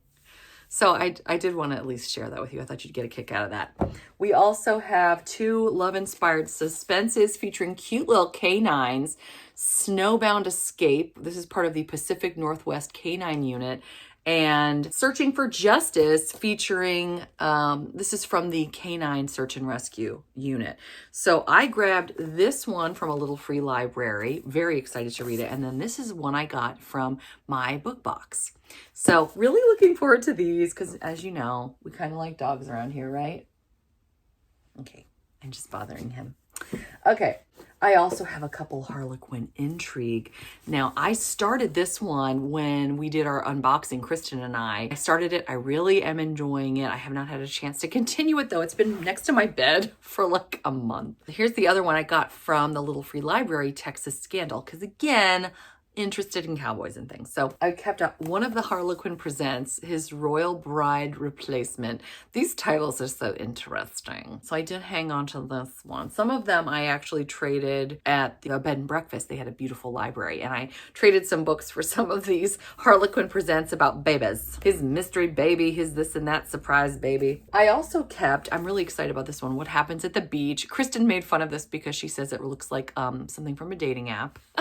I didn't have a chance to read it this summer, but I'm hoping to read it next summer. And then my last two are both love-inspired suspense. They're both from April of 2024. One is Colorado Double Cross and Rocky Mountain Survival. And they might have both been from the Little Free Library. So those are my books. And that is my dog. and he has been really working hard during this entire video. It's been a hot minute since I did an historical romance book haul. Well, today's the day, and I have nearly 100 books to show you. I've got signed editions. I've got ones that I found everywhere, from little free libraries to bed and breakfasts to Dollar Trees to Dollar Generals to library book sales and even used bookstores. And then of course I also hit up some of my indie bookstores. Gotta support them. I can't wait to share everything with you today. Hi, my name's Bea. Welcome to my channel, Mama Needs to Read Romance, and show off these incredible books to you. I am so excited about this book haul that I'm actually steaming up my glasses. I have a bit of a headache, which is why I'm in front of my sliding glass door, and we're in my family room, so you're gonna see all kinds of interesting things. Just be thankful you can't see the floor, because I do need to vacuum.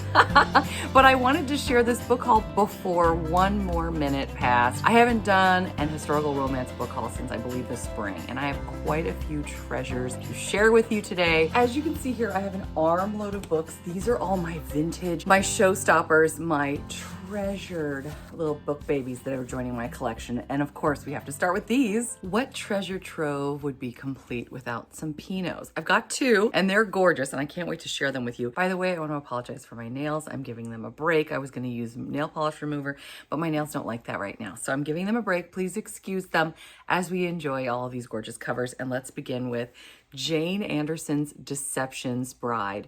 Pinot does a great job every time. This is no exception. Look at her incredible cape. I love the embellishments on her arms. Speaking of embellishments, check out what they've done with the gold embossing around the word bride. Didn't need to do it, but they did, and I'm glad that they did. We've got a moon peeking out over the clouds as we are on a, I'm assuming, pirate ship. I also adore any time where the man is in front and the woman's behind him. I feel like that's so rare to find. And so when I saw this, I was extra excited. And it's also giving me sort of Titanic vibes. Jack and Rose, there they are, and he is the king of the world. Oh, I'm so happy to have this in my collection. Get ready for a little scandalous. Pinot gives us one here with Shannon Ihle. Pronounce that one for me. Yes, good job. I feel like Pinot has done a great job with this. I don't get to see him do ribbons all that often. And it's interesting how he chose to make her dress extra plain, or this might even be like an underclothing piece. I'm not an expert. Anyone who's an expert in undergarments, do let us know. But I love how the pop of color is happening with the ribbon, really drawing the eye. It makes you wonder what this is all about, and I am very excited to find out. And we have, again, gold embossing for the title. Another one of my absolute favorite artists is John Ennis. Anytime I'm not certain if his art is on the cover of a book, he always tells me on Instagram if I'm wrong or not. Very grateful for that. I'm certain that these are all by this fabulous artist. Let's dive in. I've actually got two pirate ones here. Can you tell I'm in my pirate era? I do this every summer. I get really into pirates. We'll look at this one first. This is by Elizabeth Doyle. I can't speak. This is by Elizabeth Doyle, My Pirate Lady. Look at how crisp and clear this beautiful sword is with the emerald touches on the front. We also have our favorite John DeSalvo, our male model, who, he's graced so many covers. Look at the way the ocean waves are wiping up as well on, I was going to say on shore, but I guess this is just up against them. I mean, it looks like they're in the midst of a storm, both in and out. I love that. And he's even got his little hoop earring on. Is this John DeSalvo? Now that I'm looking extra close, now I'm wondering. It looks a lot like him. Let me know in the comments what you think. So this is an Angel's Touch, which has the tagline, "Where angels go, love is sure to follow." This is another gorgeous, gorgeous one. Look at her cape. I am so entranced. And it almost, now this appears to be like a fur lining, but it almost reminds me of the waves and like the breaking of the waves. Right? I think that's what he's trying to accomplish here. And of course, then we have the pirate ship in the background. This is a much more conservative pirate than the pirate he just served us. So we're getting all kinds. This, by the way, is by Lorraine I cannot speak today. Lorraine Henderson, Heavenly Persuasion. From pirate ship to riverboat, now John Ennis is giving us a gorgeous cover in the Mississippi, right? Yes, the Mississippi River. This is called the Mardi Gras, of course. We're around New Orleans, I believe. Yes, this is Megan Daniels's All the Time We Need. And I find it interesting that they opted just to leave her name plain, but then we do gold embossing for the title. I love the way he's holding her. Again, we have a gorgeous, gorgeous gown. We're showing a little leg there as well. And I love, look, she's got like an amber brooch, if you will. I'm not an expert, clearly. Do let us know if you have additional things to say about the lace, the ruffles. It's just gorgeous. And again, we have like sort of the hint of a moon back here, some interesting clouds. I just love this cover so much. I have to tell you, by the way, do you see this says BMI? I believe BMI worked with John Ennis quite a bit. So I've actually come to a point where when I'm at a used bookstore, I will specifically look for BMI titles, because they're just so gorgeous and so often feature John Ennis. And in fact, I was gonna save this one, but I'll show you this one right now. This is another BMI featuring John Ennis. And this one is set in another time, another place, a futuristic romance by Nancy Kane. Again, we have the regular author's name, but gold embossing for the title. Look at how Ennis does the hair. I adore this. I feel like I'm so frequently featuring this in my Step Back Saturdays, my Cover Lust Fridays on Instagram. I just love this. We've got like a leather vest because of course that's how you dress in the future. I love her earrings. There we go. There we go. Look at that. And her belt, all the details. Again, forgive my nails. And then we've got something going on back here and back here. We don't know what. I would say a moon, but we're somewhere in another time, another place. And John Ennis is serving us just perfection again. My last Ennis is a little more plain, but still ridiculously gorgeous. We are draped in a purple sheet. Little bit scandalous. This is definitely John DeSalvo. I mean, come on. This has to be John DeSalvo. And we actually splurged. We have gold embossing for the author and the title. Who Loves Yellow Roses? Because they're featured here. I love our gal's hair. Although, like I said, I love it best when he's done blondes because of the way that he makes the hair. I mean, I just love it. John Ennis' hair is maybe my favorite hair. It's just beautiful. But this strawberry blonde or auburn haired girl, he's still doing a good job on that. Beautiful. And Ennis. All right, so speaking of fabulous artists and actually BMI, bringing that back, I've got some ones that are by some artists that I love, including one that I'm not sure about. And maybe you can help me solve the mystery. This one I fell in love with immediately. I was like, oh my gosh, I have to have this. Now this is Renato, another fabulous artist. And I feel like he's almost channeling his John Ennis. I shouldn't say that. Every artist is amazing in their own right, so I shouldn't compare. I am just so in love with this. We have white embossing here for the title and the cover, Kristen Kyle's Nighthawk. He's got an interesting necklace. We've got this bird, like a dagger, like a starfish tattoo. Well, I'd love to know the story behind that. And then we've also got like a leather jacket kind of deal with the fringe going on. I love her emerald colored dress. I love the background, the stars. It almost looks like the Aurora Borealis going on. I looked at the plot and it appears that this is very similar to like Star Wars, as in she is trying to keep her father's approval, so she's commanding the rebel forces, and then he's a rogue smuggler. You know, it just sounds very interesting, but I'm very intrigued and I'm just loving this cover. So I said, I always look for BMI. Another artist I love other than Renato is someone who sounds like Renato, Menudo. And this is Sarah Gabriel's Stealing Sophie, all gold embossed, beautiful. I love how dreamlike this cover appears, especially the way the wind is blowing up her fine silky hair. Let me get out of the picture so you can really see the cover. I just adore this. Look at the ruffles here and just the drama that's going on. And of course, you can't beat the castle in the background. We have a Highlander and his big old saber. I need to remember. Claymore. I love this one, but it also drives me crazy. This is Susan Sackett, Desires Chains. This is set, I'm not showing my face on purpose because I want it to really focus on the cover. It's set in Greece, which I showed this off at the beginning of our summer staycation for my channel members when we were in Greece. Oh my gosh, so perfect. The thing that's driving me crazy about this is, and again, I'm so sorry for my nails. It looks like perhaps I see a C and an S and an E. I have done research. I have asked my friends who know everything about everything. No one knows who this artist is. It's driving me crazy. But I'm just loving the fact that we're representing Greece back here. I love the water, this pose, the adoring way that he's looking up at her, how she's lost in him, the wind in the hair, even these cute flowers. I shouldn't say cute. I mean, they're gorgeous. They're so cute. And if I could just figure out who this is, I need to know. Speaking of not knowing, I've got to show these off to you because I adore these. I saw the covers, bought them for the covers. Yes, I did. Check this one out. Candace Hearn.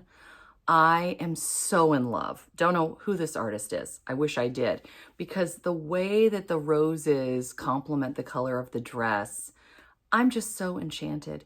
Look at her hand placement in the center of his chest, right over his heart, evoking romance. It's just beautiful. And we still have some gorgeous scenery in the far background, but it's all very subtle and subdued, giving our protagonist a chance to really shine. And I just found this absolutely gorgeous. And look how we even have like a rose in the R.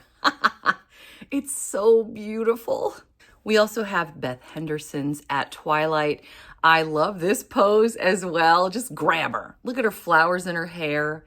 So pretty. We've got the mountains in the background, but one other thing that really drew me to this is something that I don't frequently see, which is we have a Union soldier in uniform, but I guess he's off duty. But I just found this to be absolutely gorgeous and I had to have it. I got it at a used bookstore. I think all of these so far are used bookstores, by the way. Oh, so fun. If you've known me for any length of time, you know that my favorite color is purple. And I couldn't pass this up. I love the way the light is woven through. Look at how the light hits her hair, how it's got him. It's really different. And again, I don't know who this is. I wish I did. But we've got beautiful purple flowers that I'm going to call lilacs, but I'm almost certain that I'm wrong. They're probably lupines or something else. But look again, we've got a lot of complements between the flowers and the dress. And look how they did the R. And this is all embossed, by the way. I just find this fascinating and I just adored it. So I had to include it. Here's another one. I just would go crazy to find out who this artist is. This is Cynthia Thomason's Silver Dreams, ironically in gold, not silver. Wouldn't that have been nice? Embossing. I love the waterfall in the background. And notice, see, this is part of the reason why I didn't opt to do my ring light and wanted to show you with sunlight. Even though I know I'm not quite as light today, I just thought this would be a neat way to do this. Because look at the hologram. So fun. But I love the way they're just sort of cherishing one another in the water. It's just beautiful. And he's got his mouth on that magic spot. I feel like everything I've read lately, it's like he kissed me at the juncture between my neck and my shoulder. I'm like, oh, I know where that is. And here we are seeing it on a cover, which I don't see all that often. If you happen to know the artist, I would almost say Pinot, but I don't think that's him. I've looked and looked. Maybe someday.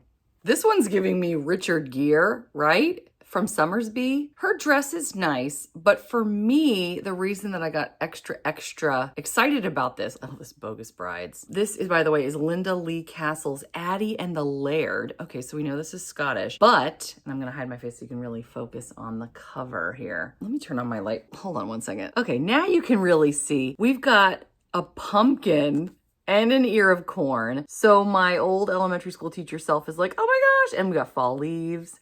This is just like, oh, this would be perfect to put out in November. Not that you would ever put this in an elementary school classroom, but still, I love that there's a pumpkin and an ear of corn. When do you see that? Ever? Never. And speaking of fall, we have The Autumn Bride by Anne Gracie. This is also going to be October's book club book for Tea and Biscuits. So I was thrilled that I already own it. And I've read many books in this series, but not this one specifically. So I was so excited that I already had it. And I brought this in because, you know, speaking of autumn, here we go.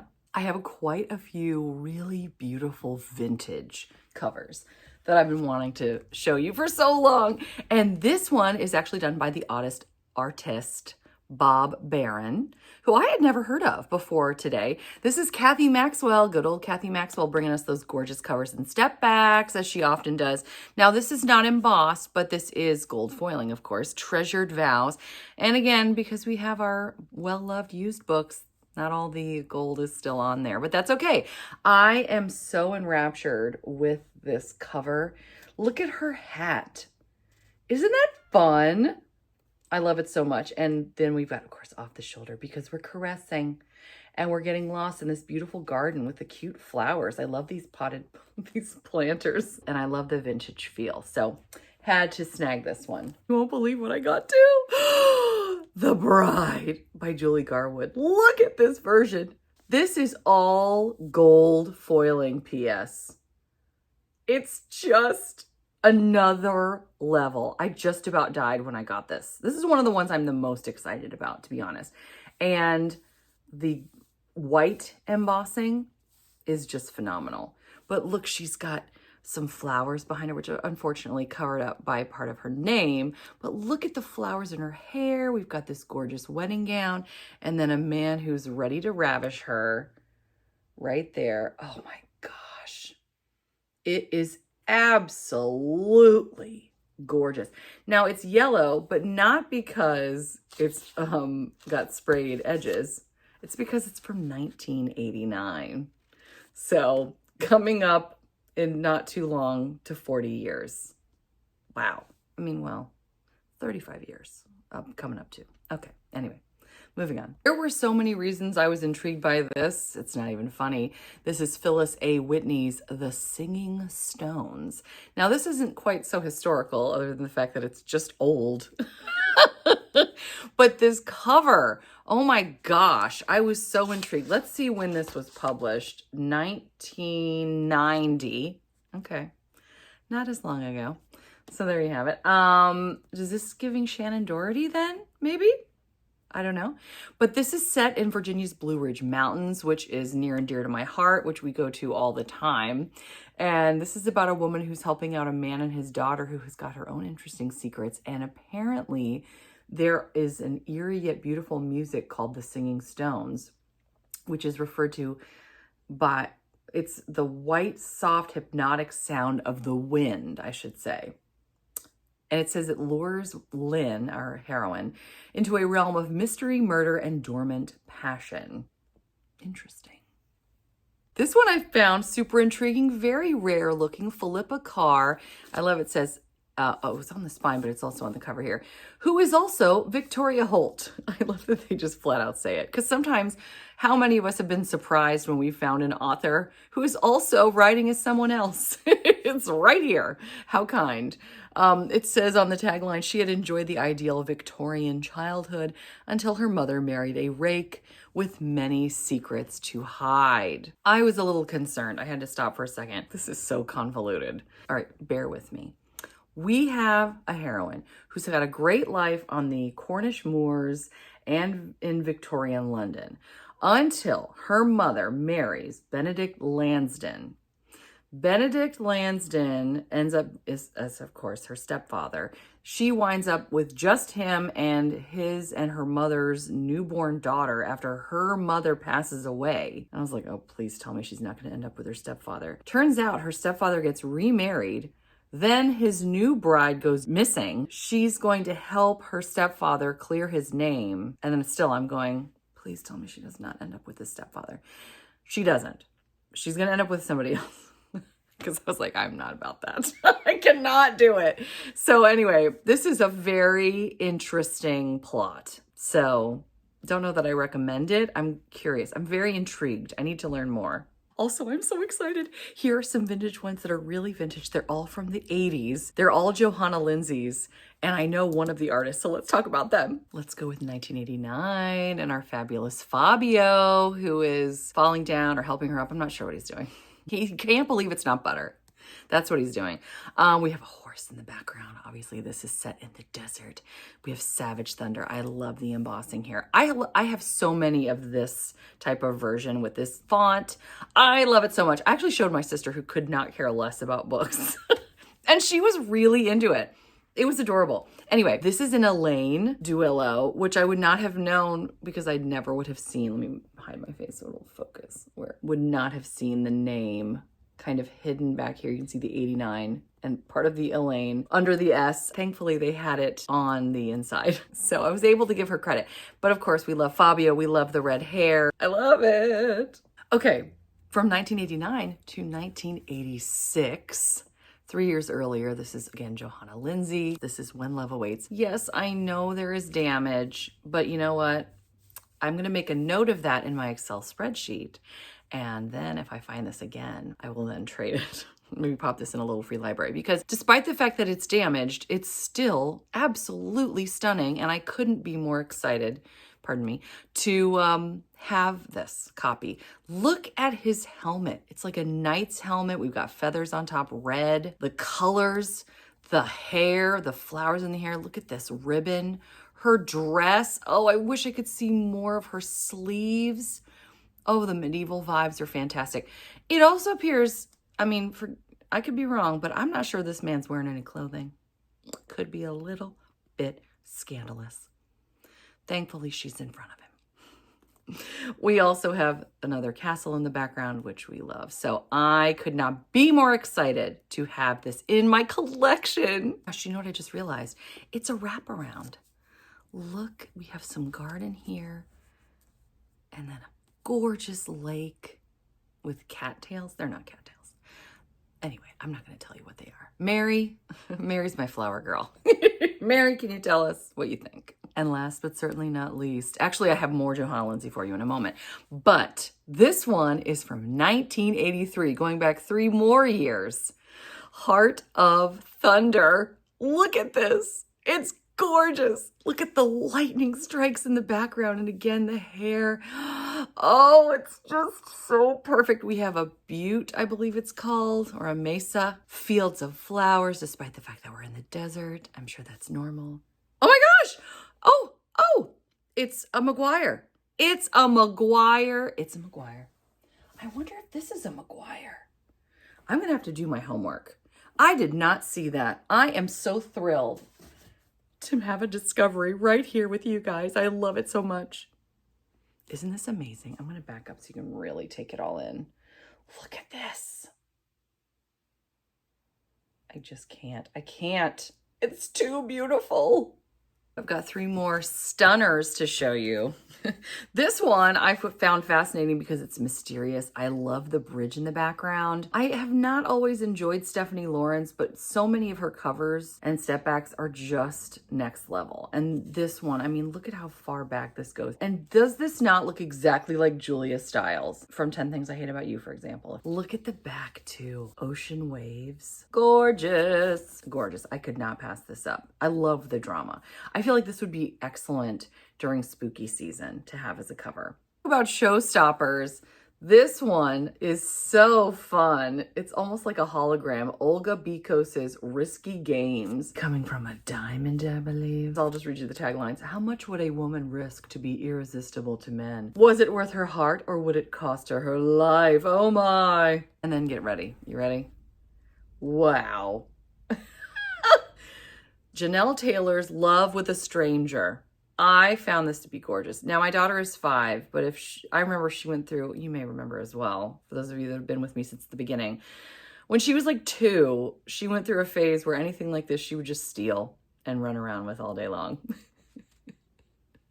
And she hasn't seen this one yet, or the glamour shot on the back. Yes, yes. Do you know, I do think this is a glamour shot, and I have actually seen them say, sometimes it'll say like photograph on the back or inside cover from glamour shots. I'm like, oh my gosh, I love it.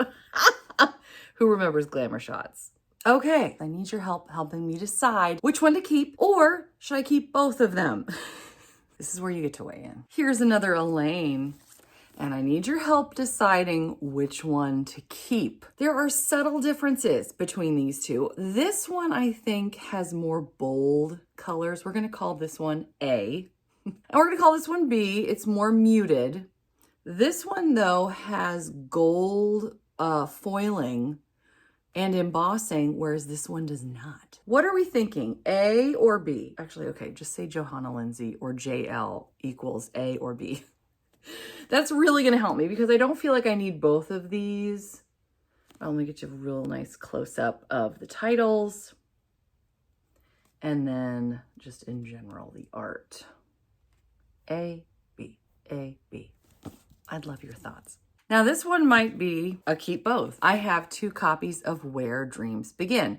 Okay, let's be honest. We're gonna call this A. There's no getting rid of this one. I mean, let's think about this. We've got laser cutting here. Did I have this one already? Yes, by the way. But I just got this one because I thought it was gorgeous. We'll look more at it in a moment. But we've got some gorgeous laser cutting. We've got beautiful flowers. Then we open this up with a Pinot. Are you kidding? And I think this is John DeSalvo. The flowers, oh my heavens, look at this. It's gorgeous, gorgeous, gorgeous. The way she's leaning on him, his placement on her thigh. Get out, just get out. It's beautiful, it's amazing. And, but, here's B. Look at this, look at her. I love this kind of thoughtful pose. The furniture's just popping. We've got a fan here.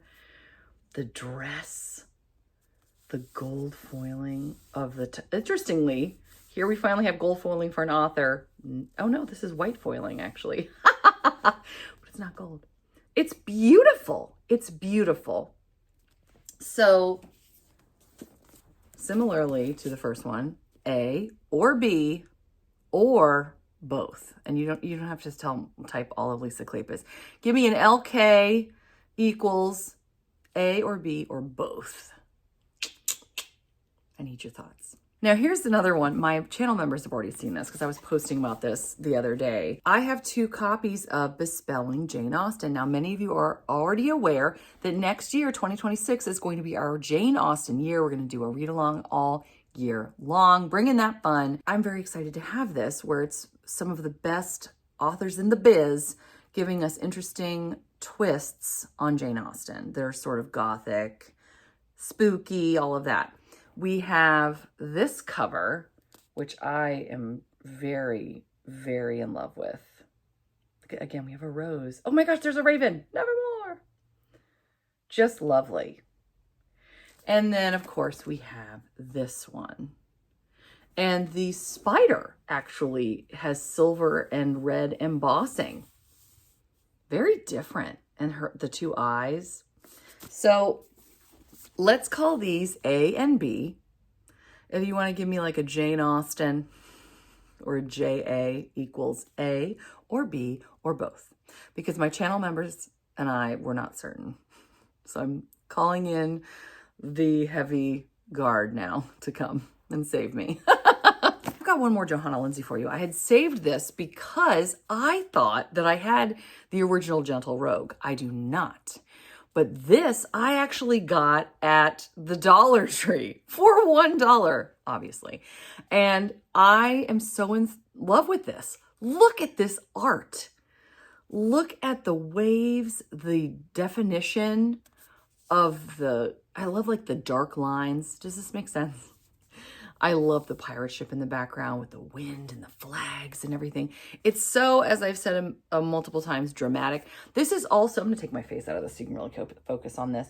This is a matte cover as opposed to glossy, by the way, and I feel like it's all the better for it. And the artist is Sharon Spiak, who is another one of my favorites. So I love that. And anytime we can get a woman artist too, I'm just like, yes, I just love this cover.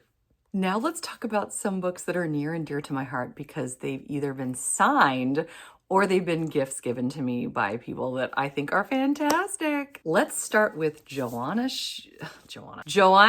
Shoup's The Gilded Heiress. I actually got to see her and Diana Quincy on Joanna Shoup's book tour for this book. It was so exciting to hear about this. She's talking about how she's missing mass market paperbacks. She thinks the cover's decent. The clinch cover she thinks is kind of over as well, and that's why they went with this cover and this size of book. It's gorgeous, and it's supposed to be a take on Anastasia, as in the movie, where we have Dimitri, who's a con man. He takes this young woman, presents her as Anastasia in order to get money, because they're looking for Anastasia. This one is set during the Gilded Age. She signed this to me. It was such a thrill.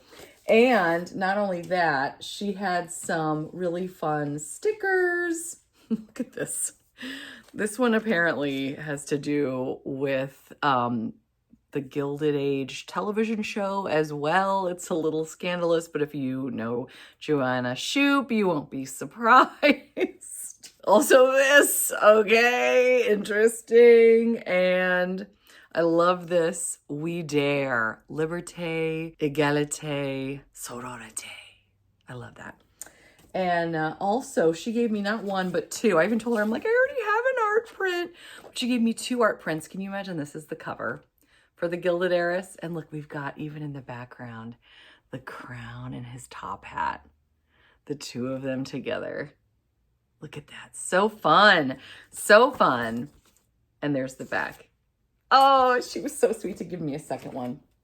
Not only did she sign The Gilded Heiress, but she also signed The Duke Gets Even, which she told me that she got to go to this photo shoot and it was her idea to have him grab her hair. And she loves that little tidbit, which I was like, oh my gosh, that's so fun. Thank you. And our Tea and Biscuits book club is meeting on this book on Sunday, September 21st, on my channel at 4:00 p.m. Eastern Daylight Time. So we hope that you can join us, but we'll be talking all about it. In fact, I'm starting this book today while I'm cleaning. I'm going to be listening to it and also getting to read some of it too that she signed. So I'm very excited.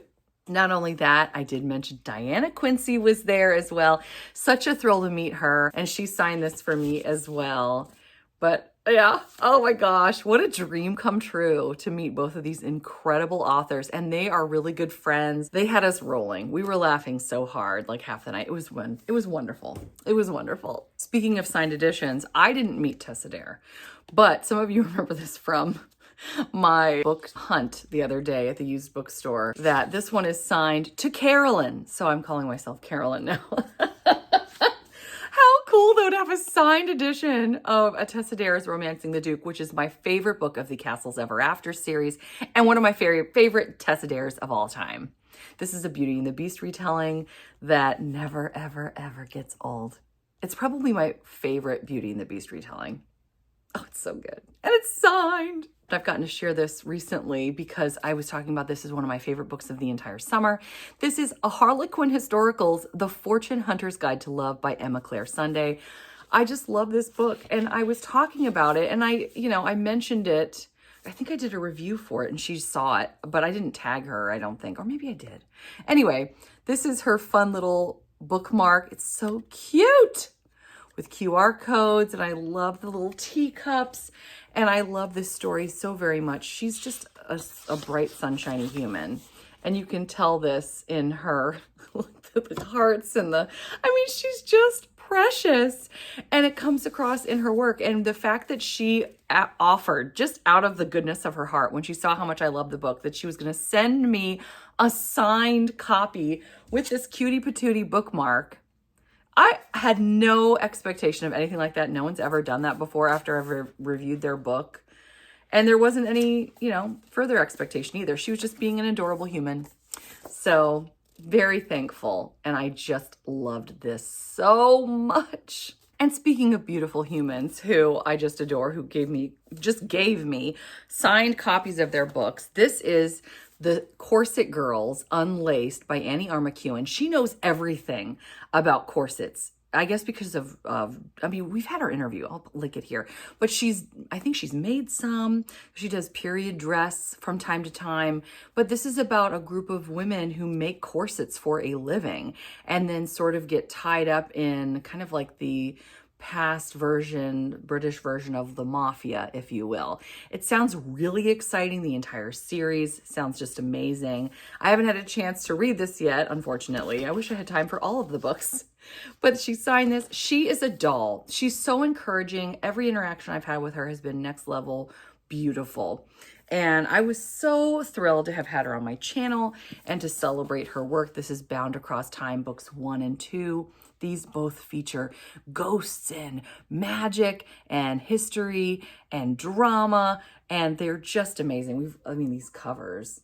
Do check out her interview above if you want to learn more about these books. Another fascinating person I've had the pleasure of interviewing, and she sent me signed copies of her books to gush over, is Jenny L. Spoor. She's fascinating, and she has a master's, I believe, in theology, and it comes across in her work. In fact, Sock, one of our good friends on YouTube, she also has a master's, I think, you'll have to correct me if I'm wrong, Sock, in theology. The two of them have had conversations on Sock's channel as well. So I'm going to link that in my description box, and you can also check out her interview on my channel right here.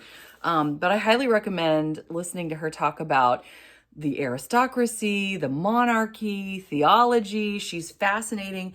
And she is one of the few authors to produce multiple versions of her historical romances.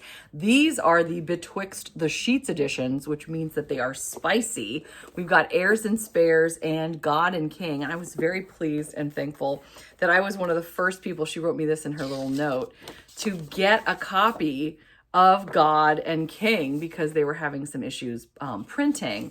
But I was like, oh my gosh, this is so very special. And she's so amazing. She signed this for me and she drew a crown, which I thought was so fun. And this one, she actually gave me a bookmark at the chapter called Consummation. And look at this bookmark. Oh my gosh. So she's a hoot and a half. I love it. Thanks for all your support, B. Love, Jenny L. Spoor. So cool. So cool. I've heard nothing but fabulous things. Again, haven't had time to read these yet. Can't wait though. I was so grateful to get a copy of Some Winter's Evening by Erin Langston from Abby Jean, who was so dear to send this to me as a thank you to our members only summer staycation. She's so dear. You know you are, Abby Jean. You're just the best. And I so appreciate her friendship, and getting to hear her take on books is always fascinating to me. I love it. We have a beautiful snowy mansion or manor home. We've got the snow. This is set during Christmas tide. And I think Abby Jean and I are going to read this in December, maybe. I think we talked about doing it in the winter, but this is a holiday novella. So Abby Jean, I think we need to plan this for December if we have time. If you have time, I'll work around your schedule. Do let me know. I'm really excited. I always have a great time participating in Crystal's of Books Forever After's readathons or read-alongs. So much fun. And she sent this to me. She knows I'm a Lorraine Heath fan, becoming a super fan all the time. She sent this to me recently just as a thank you for being in her readathon, which I thought was so sweet. This is The Earl Takes All. This, by the way, is the Hellions of Havisham book 2. I love the white rose, but the black dress. There are very few covers with black dresses, and for some reason I'm really drawn to them. I think I just like, to use the word again, drama of the black gown. But again, you very rarely see it.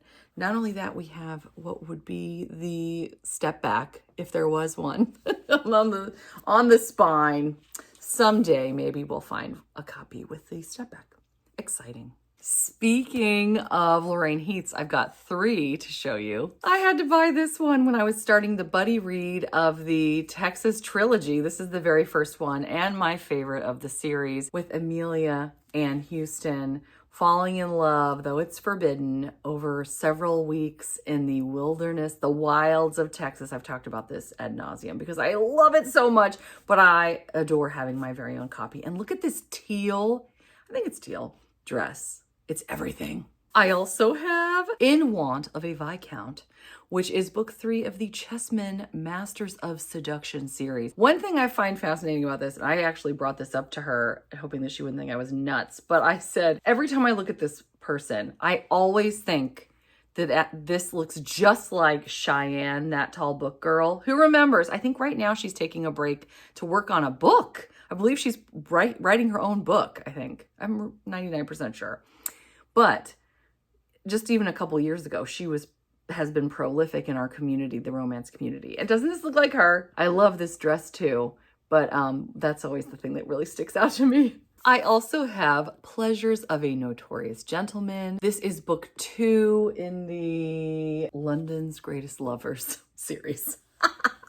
Quite a title. Now you'll notice this is a little fuzzy here because the stickiness didn't want to come off. I need to watch Tara's video again, or at least look online to see how to get rid of a little bit of glue from an old sticker, because I love this, but it was sticking to my other books. It's on my list of things to do to unstick it.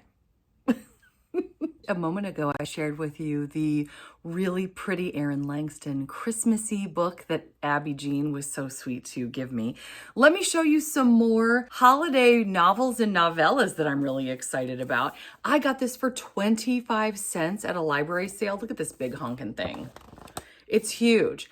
Christmas Forevermore. This is an anthology written by Sally Britton, Sarah M. Eden, Ashton Newbold, and Karen Thornell. Look at this pretty snowflake paper as well. Every once in a while, we have some really pretty paper for 25 cents. I mean, come on. Are we going to pass this up? No. No, we are not. Speaking of deals, I got this for $1 at the Dollar Tree. Linda Brode, A Cowboy's Christmas Legend. I'm not really digging the ponytail, but other than that, I am loving, loving, loving everything about this cover. I love her green dress. Look at the holly on the post there, giving us both the ranch vibes and the holiday vibes.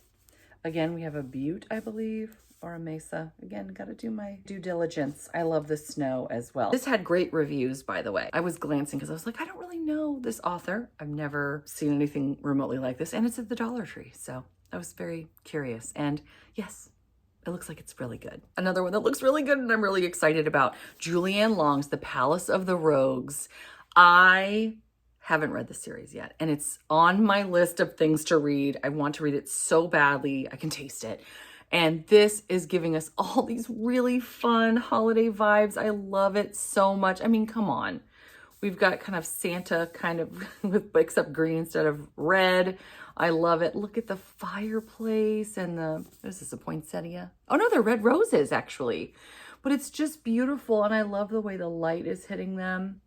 I could not be more excited about a holiday book set during Palace of the Rogues. In fact, you know what? Let's find out what number this is to see if I could somehow start it and it would work out well. Hold on one second. Guess what? This is book 4. So if I read the first book in September, the second book in October, the third book in November, I could read the 4th book in December.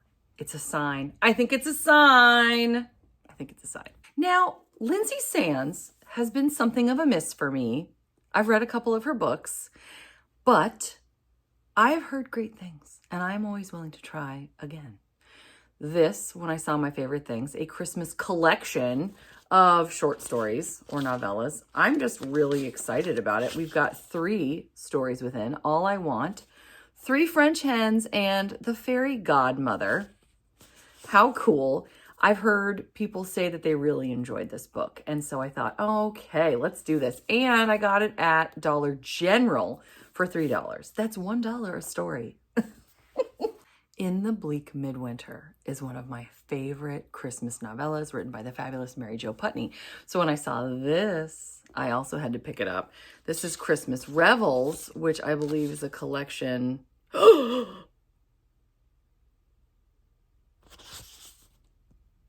Happy holidays.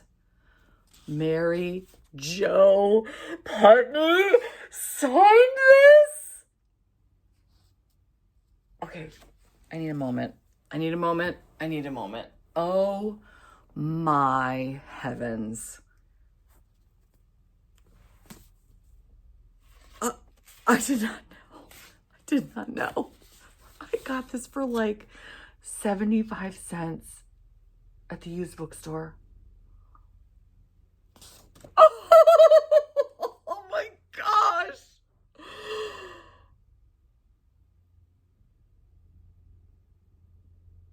I'm sorry. It says an all-new contemporary story plus 4 classic holiday tales. Do they have in the Bleak Midwinter in here? Like I'm not going to be happy regardless. We've got A Holiday Fling, that's the contemporary. The Christmas Cuckoo. Oh, I've heard about this one. Sunshine for Christmas, The Christmas Tart, and The Black Beast of Beltree. I had no idea that she signed this. I can't believe it. I can't believe it. I'm so excited. I'm so excited. Okay, I need a moment. So I fell head over heels for If the Duke Demands, which is book 1 of the Capturing the Carlisle series, if I could talk, by Anna Harrington. That book is the book that we read recently for the Tea and Biscuits Historical Romance Book Club. Now, I couldn't help myself but go on to Amazon and get this. This is the prequel novella to the Capturing the Carlisles series, How the Duke Saved Christmas. I'm really excited about this. And it also brings me to wanting to talk to you about other books that I bought by Anna Harrington because I fell so hard for If the Duke Demands. I actually went a little crazy and I got quite a few things. So let's talk about Anna Harrington right now. I've got 3 books from her Capturing the Carlisles series. If you don't include the Christmas one that I just talked to you about, here it is. We'll include it, why not? So here's book 0.5. This is If the Duke Demands, what I was referring to earlier, which I bought online because I wanted to have a copy of it for our book club, and I loved this book. So I was excited to grab this one. And then also, this is the second book, which we also voted for and read for our Tea and Biscuits book club. This one was something of a miss for me, which I was like, oh, maybe that first one was a fluke. Hopefully not. Hopefully not. Maybe I'm going to love them all. I hope so, because I've got quite a few. Now, this was just random based on what my husband wanted to get me for Mother's Day. This is book 5 of the Capturing the Carlisle series, which is, of course, a completely different size and vibe. But I'm really excited to have this because my husband, tied this into Mother's Day. My husband made one with weird bodies and our heads, but this is my 8-year-old. It says, "What a son wants." And it says he's got snacks, a shield, and a bedtime routine. When it comes to guarding hearts and couch cushions, no one protects like this little lord, especially not when mom's involved. But these are all great pictures of the two of us together from even like almost babyhood, really. Except what's interesting here is that is not this baby. This is my oldest son. My husband didn't realize that. Oops. I think he knows his children, hopefully. Anyway, but I thought that was a really neat gift. So he got me this book with my own What a Son Wants. I also have 3 of the 4 books in the Secret Life of Scoundrels series, which, man, do I have a lot to be excited about here. This, by the way, I'll show you these 3. As I read you the tagline for the series, it says, "All's fair in war and love. A new duke, a rake of the First Order, and a spy set on hiding his past have forged a brotherhood while under fire of Napoleon's finest that they never thought would be called upon after they laid down their sabers. However, these 3 men of the Ton will need each other in order to navigate the perils of returning home and finding love in the most unexpected places." So here we have book 1, book 2, and I mean, let me look at this one more time. Look how beautiful. I mean, you've had a chance to look at all these while I've been reading. So we have 1, 2, and then I have 3. I do not have 4, but the thing that I'm especially excited about with book 3, I thought that, let me see if I can find it again. I thought that Anna Harrington's How the Duke Saved Christmas, was the first book that dealt with the Carlisles. But actually, the Carlisles, if I could talk today, is a spin-off series from this series. And this is the first time we were seeing the Carlisles because of Josephine Carlisle. So I need to read the Secret Life of Scoundrels series and get into this one. And then I can dive back into the Capturing the Carlisle series. I'm really excited. Hopefully they're good because, like I said, the second one was kind of a miss for me. But you never know.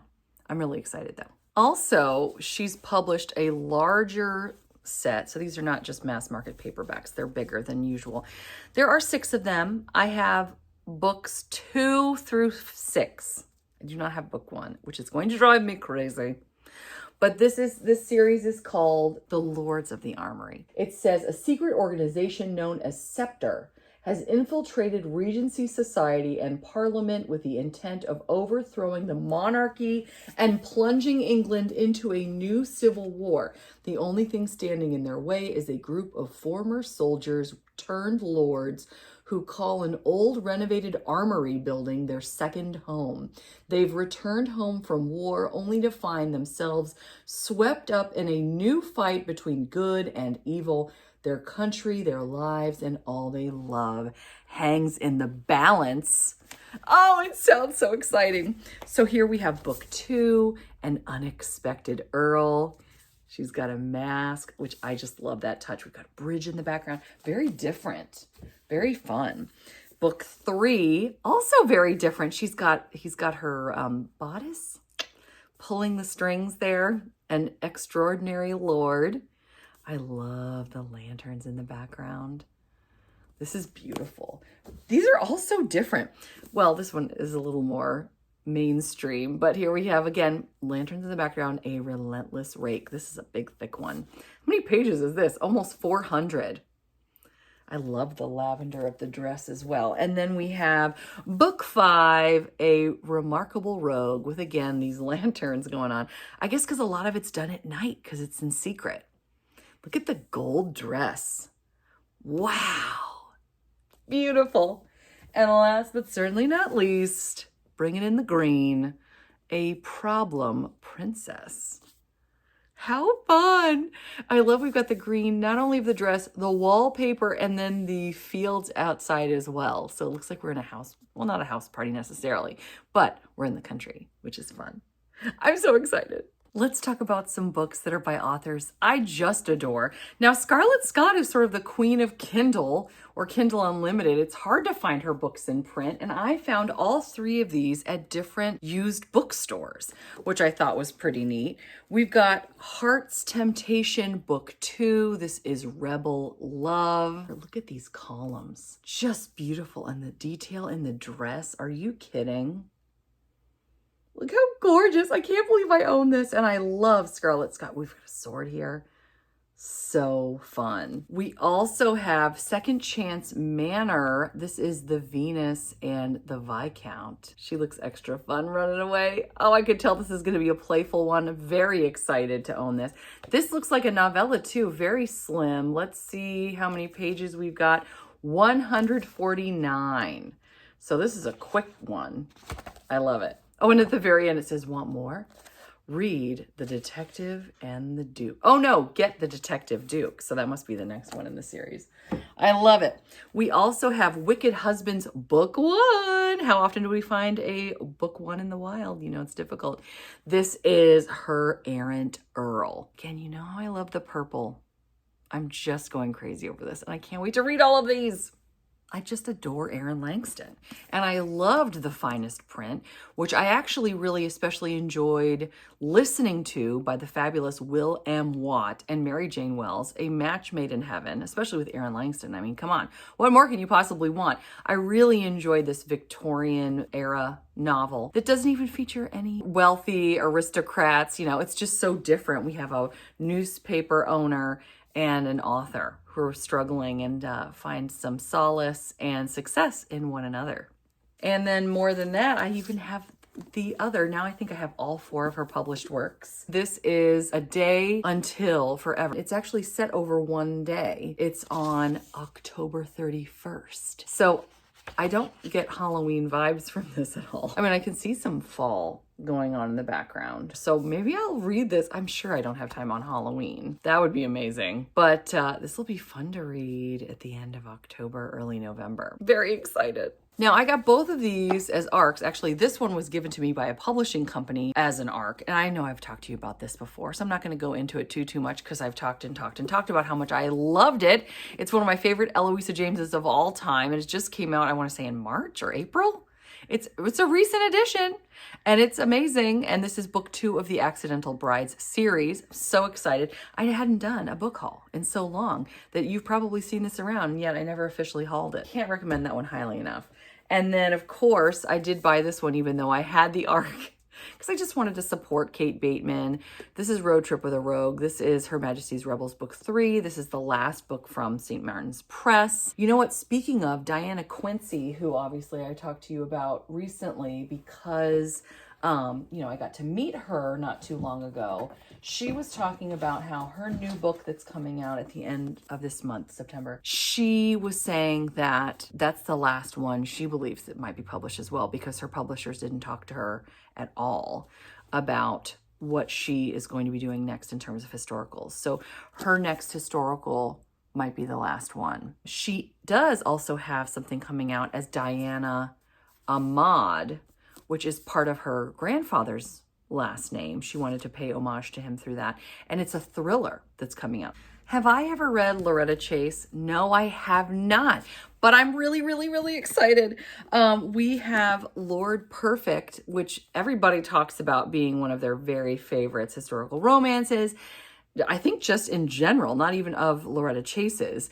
And I've heard amazing things about the matriarch in this book as well. But I'm dying to read this. I love this cover, by the way. We've got like an oiled up or sweaty chest and he's just staring us down. Might be a little too much for some people. I mean, what's happening here? What are we staring about? This feels very slim too. It's under 300 pages, but maybe the print is very small. I'm not sure. Anyway, I can't wait to read this. And I'm excited that I have 2 more books. We have books 1 and 2 of the Scoundrel series. I can't believe I was able to snag these at library sales. I love the ocean in the background. I love the sunset or rise. Probably sunset. Very beautiful. Giving those beach vibes. Oh, and look at the back. Loving those beachy vibes. Here we're getting a game of peekaboo. We see you. You're not a very good hider. All right, it's your turn now. You got to count. Anyway, I just adore this cover. I have not read The Mistress Experience by Scarlett Peckham. This is book 3. I love it says volume 3 of the Society of Sirens series. I haven't read this author yet, but I've heard nothing but fabulous things. And this cover, I mean, come on. Makes me want spring, kind of, except I'm more excited about fall. I love, again, the probably sunset. I actually picked this up from my local indie romance bookstore, which is somewhat new. And I mean, it's not even that local, but I wanted to support them. So I grabbed this. This is the only Scarlett Peckham they had. And I was like, well, I have none. So this works out. I'm loving this. I need to read some more. Lenora Bell. This is from School for Dukes. Sorry, it's a School for Dukes, not of Dukes. Love the Field of Daisies. Love this beautiful blue dress. And we've got some embossing, which I haven't seen in the newer book. So this was really fun to find. I was able to grab this Beverly Jenkins at the Dollar General for $3. How exciting. This is part of the Women Who Dare series. I've been dying to read these. I love her heroines so much. And To Catch a Raven, I'm sure, is going to be fantastic. I feel like I've heard people say that this is one of their favorites. So I can't wait to dive in. I love grabbing a good Mary Balog. Look at this cover. At Last Comes Love. We have more embossing of some beautiful white lettering. I love the stage in the background, setting the stage for this type of story. This is part of the Huxtable Quintet. This, I believe, is book 3. So right there in the middle of the quintet. And this features the eldest daughter agreeing to marry the notorious man in London. Many of you know that I have a vendetta against Berkeley for never giving me their arcs. Everybody else does, except for Berkeley. So to show them, I bought another one of their books. Actually, I think I got this at the Barnes & Noble buy one, get one 50% off sale at, which was months ago at this point. It was like early summer. It's been so long since I've done one of these book hauls. But this is the Bells of London book 3 of 3. I believe there's only 3 in the series. So now I have all 3 of them and I'm so excited / angry, but mostly excited. You know who will give me their books? The Canary Street Press. At least I think the Canary Street Press is tied to Harlequin. And did they ever give me an arc? I don't know that I've requested, but I have been getting their books through the Harlequin book box. And I have wanted to read Adriana Herrera, whose name I can't pronounce because I can't pronounce anything today. At least I'm staying on message. This is a tropical rebel gets the Duke. I am so excited to read this author and get to see people from different backgrounds and cultures find love in historical romance. We need more of that. And I am trying to remember, I'm going to be doing a video soon on mass market paperbacks and looking into authors who have contracts that are not being picked up. She might have had her contract renewed by Canary Street Press for more historicals, but I'm not certain. There are very few left at this point. So hopefully she's one of them, but I will let you know in a future video, or let me know in the comments if you know. I know we would all love to know. I was so excited to find this in the wild, Paula Quinn's A Highlander Never Surrenders. This is book 2 of a 2-book series, a duet, if you will, The Laird of the Mist. And I liked The Laird of the Mist okay, but this one is one of my favorite Highlander romances of all time. Graham Grant is both yummy and delicious. This book brought all of the exciting vibes as well as the romance. There's like a road trip. It's so fun, and our heroine is so fierce. I haven't read this in years, and I'm so excited to own this and read this again at some point. Oh, it's so good. And this actually, his wife, the woman that he meets in this book and then gets married to, his children are heavily, heavily featured in the Children of the Mist series. And that's another great series. They have grandchildren in another series, which for the most part was kind of a miss for me. Now, she's written quite a bit recently for Dragon's Blade, so I shouldn't talk. I should probably read more of her on Dragon's Blade to see if it stands up to these. But yeah, this one is one of my absolute favorites. You may remember that in my library tour of the B&B where we stayed in the spring, and we keep going back as often as we can. This is When Calls the Heart by Jeanette Oke. And it says 2-in-1 special because guess what? You turn it around and here's the other book. Talk about confusing. When Comes the Spring, book 2. How cool is this? I have never read these. I've always wanted to. One of my best friends in the world, Denise, she loves this series. I don't think she has Hallmark Channel though, so she's never watched them.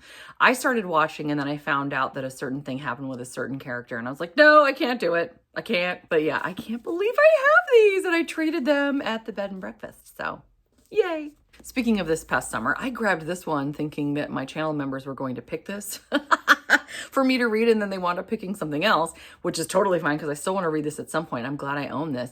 This is a historical mystery. There is romance in it though, but I think it's primarily like a historical fiction mystery. This is called A Gilded Grave. This is a gothic romance set in Newport, Rhode Island. In 1895, the height of the Gilded Age, the social elite spend their summers in Newport, Rhode Island. Within the walls of their fabulous cottages, competition for superiority is ruthless, and so are the players. And our woman is going to find out who done it and what it is that they done in this book. I have said it before and I will say it again. I'm in my pirate buying era, or at least I was this summer, as I often am in the summer. This is Kinley McGregor's A Pirate of Her Own. I really like this art as well. And I've seen this numerous times in books that have been printed on this side of the 21st century. I need to find out who this is. I don't see anything. that talks about that. I don't know why they don't always give credit to the artist in the book. I mean, that should just be done, right? Why isn't this a thing? One thing I've noted in looking at this type of art, again, I've seen this artist, like you can tell who it is because the artist takes their faces. Oh, we have Kate Beckinsale here apparently. And then like they're super clear, but the further you get from their faces, in my mind, the way that I interpret this anyway, is for the most part, it's just more abstract and more just brush strokes, which I find absolutely fascinating and sort of, not spooky exactly, just sort of ethereal. And I love that we can tell we also have a steering wheel. Who knows? It takes a village, right?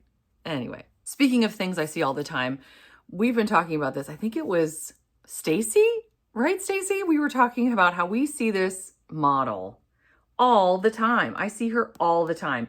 I have absolutely no idea who she is. And in our Tea and Biscuits Discord, we tend to talk more about the guy models than the girls. So we really should know her name. And unless my memory deceives me, which it often does, we have not yet discovered who this is. If you do know, let us know in the comments, because man, I could show so many books with this woman's face on it. This is, oh, Buddy wants to come in, my dog. This is the first in a new series, The Disreputable Debutantes by Amy Rose Bennett. Now, I've been excited about her, and while the only book that I've read by her so far, which was part of our reading club, book club, historical romance book club, Tea and Biscuits. I'm talking backwards now, apparently. Anyway, that one was not a huge hit for me, although, as Violet says when we meet, the first book published by an author is often their kitchen sink book, where they throw everything out there just to get it all out. So hopefully more books by her will be a hit. And I thought this was just gorgeous. And I love a good tea set, right? And look at her holding her teacup. I love it so much. Perfect for tea and biscuits. This is, by the way, Berkeley, who's shaking in their Berkeley boots. They have boots that have a B on them, either for Boots or Berkeley. I can't decide, but they're, shaking in them because I'm showing my wrath buying this book. Oh, and you know what? I got a Dollar General actually for $3. Take that, Berkeley. I'm not very ruthless. And how about this? I'm so excited. Again, a pirate one. Look at this cover. Don't even look at me. Look at this. Look at the danger. We've got a ship that's going under. Pirate ship, of course. Look how wet they are. I love the way that they're portraying like wetness. So terrible. Me teaching an art class. That will never happen. But you know what I'm saying? Like they're shiny and slippery looking. I'm making this sound so terrible. Anyway, I'm not selling this book at all. I love her dress and look how it's ripped. They've both been through it, but they're looking at each other with love in their eyes. Like, I just want to know what's going on. This is also the first in a new series. I love my Bettina Cron covers and step backs. And this one is, obviously brand new. But still, I just love it. It's so different than the ones that I've eaten up. This one is 2021. Very recent. Oh, so cool. Hero Wanted. Oh, and it's even got embossing. But I got this for $1 at the Dollar Tree. $1. I cannot believe it. Let's talk about two that I got at a used bookstore in the middle of the Shenandoah Valley that caught my eye. I found these fascinating. This looks like stained glass. And we have like fake keyhole cutouts here. There's nothing behind these fully embossed covers. Even the rose petals are embossed. These are a Haunted Hearts book series by the same author, Alice Alfonsi. Look at this, we've got Flapper Girl kind of deal. I was so enchanted. I thought, oh my gosh, I have got to try these out. This one says, the Chateau de Cour is a grand hotel and the favorite haunt of two matchmaking ghosts. How cute is that? This one is set in Newport, Rhode Island. Also Newport, Rhode Island. Who would have thought? In 1998. And then this one is set in 1897 in the New Orleans French Quarter in Rosegate Mansion, and also in 1997 at Rosegate Mansion. So we've got dual timelines here, and I'm sure that the person who lived in 1897 is going to be visiting in 1997. This is so cool. The tagline here is, passion lives in the French Quarter where ghostly spirits cast spells of love. So cool. I'm really excited about these. Okay, remember like 2 minutes ago when I was showing you this model? Guess what? Here we have her again. Same gal. We see her all the time. I found this, first of all, of course, I was drawn to the purple dress. One, the title, Dukes to the left of me, Princes to the right. That was hilarious. What's neat about this is a man who is a spy. He needs a betrothal of convenience, of course. Meanwhile, we have a woman who, it's one of my favorite tropes. She pretends to have a fiance. And guess what? Her fiance just showed up. But it's not really him, of course, he's a spy. It's by Kieran Kramer, who I've never read or even heard of before, but I'm excited to try her out. This I grabbed from, well, I didn't grab it really. It was sent to me by Harlequin. You know, Kristen and I we're having a really good time with our Harlequin historical boxes, although they are a little pricey. So we've decided to cancel, and each of us has one more unboxing to do. I think we're going to do it next week, actually, which I'm really excited about. We'll see what we wind up with.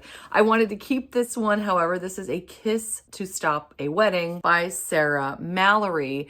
I'm going to just quickly read you this summary because it really just hits all the bases in terms of what many of us want or love in historical romance. He must speak now or she'll be forever bound to another.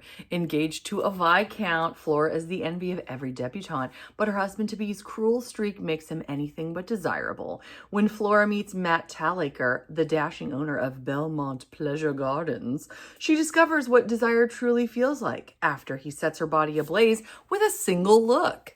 Yet Flora knows that she can't act on their intense connection. Her hateful betrothed is privy to a family secret, which means that she can never walk away unless Matt can help her, starting with a moonlit kiss at a masquerade ball, say less. And these go by so fast. Actually, this is not large print, but there's 265 pages, so it's a quick one. I traded a book for this at the B&B in the Shenandoah Valley.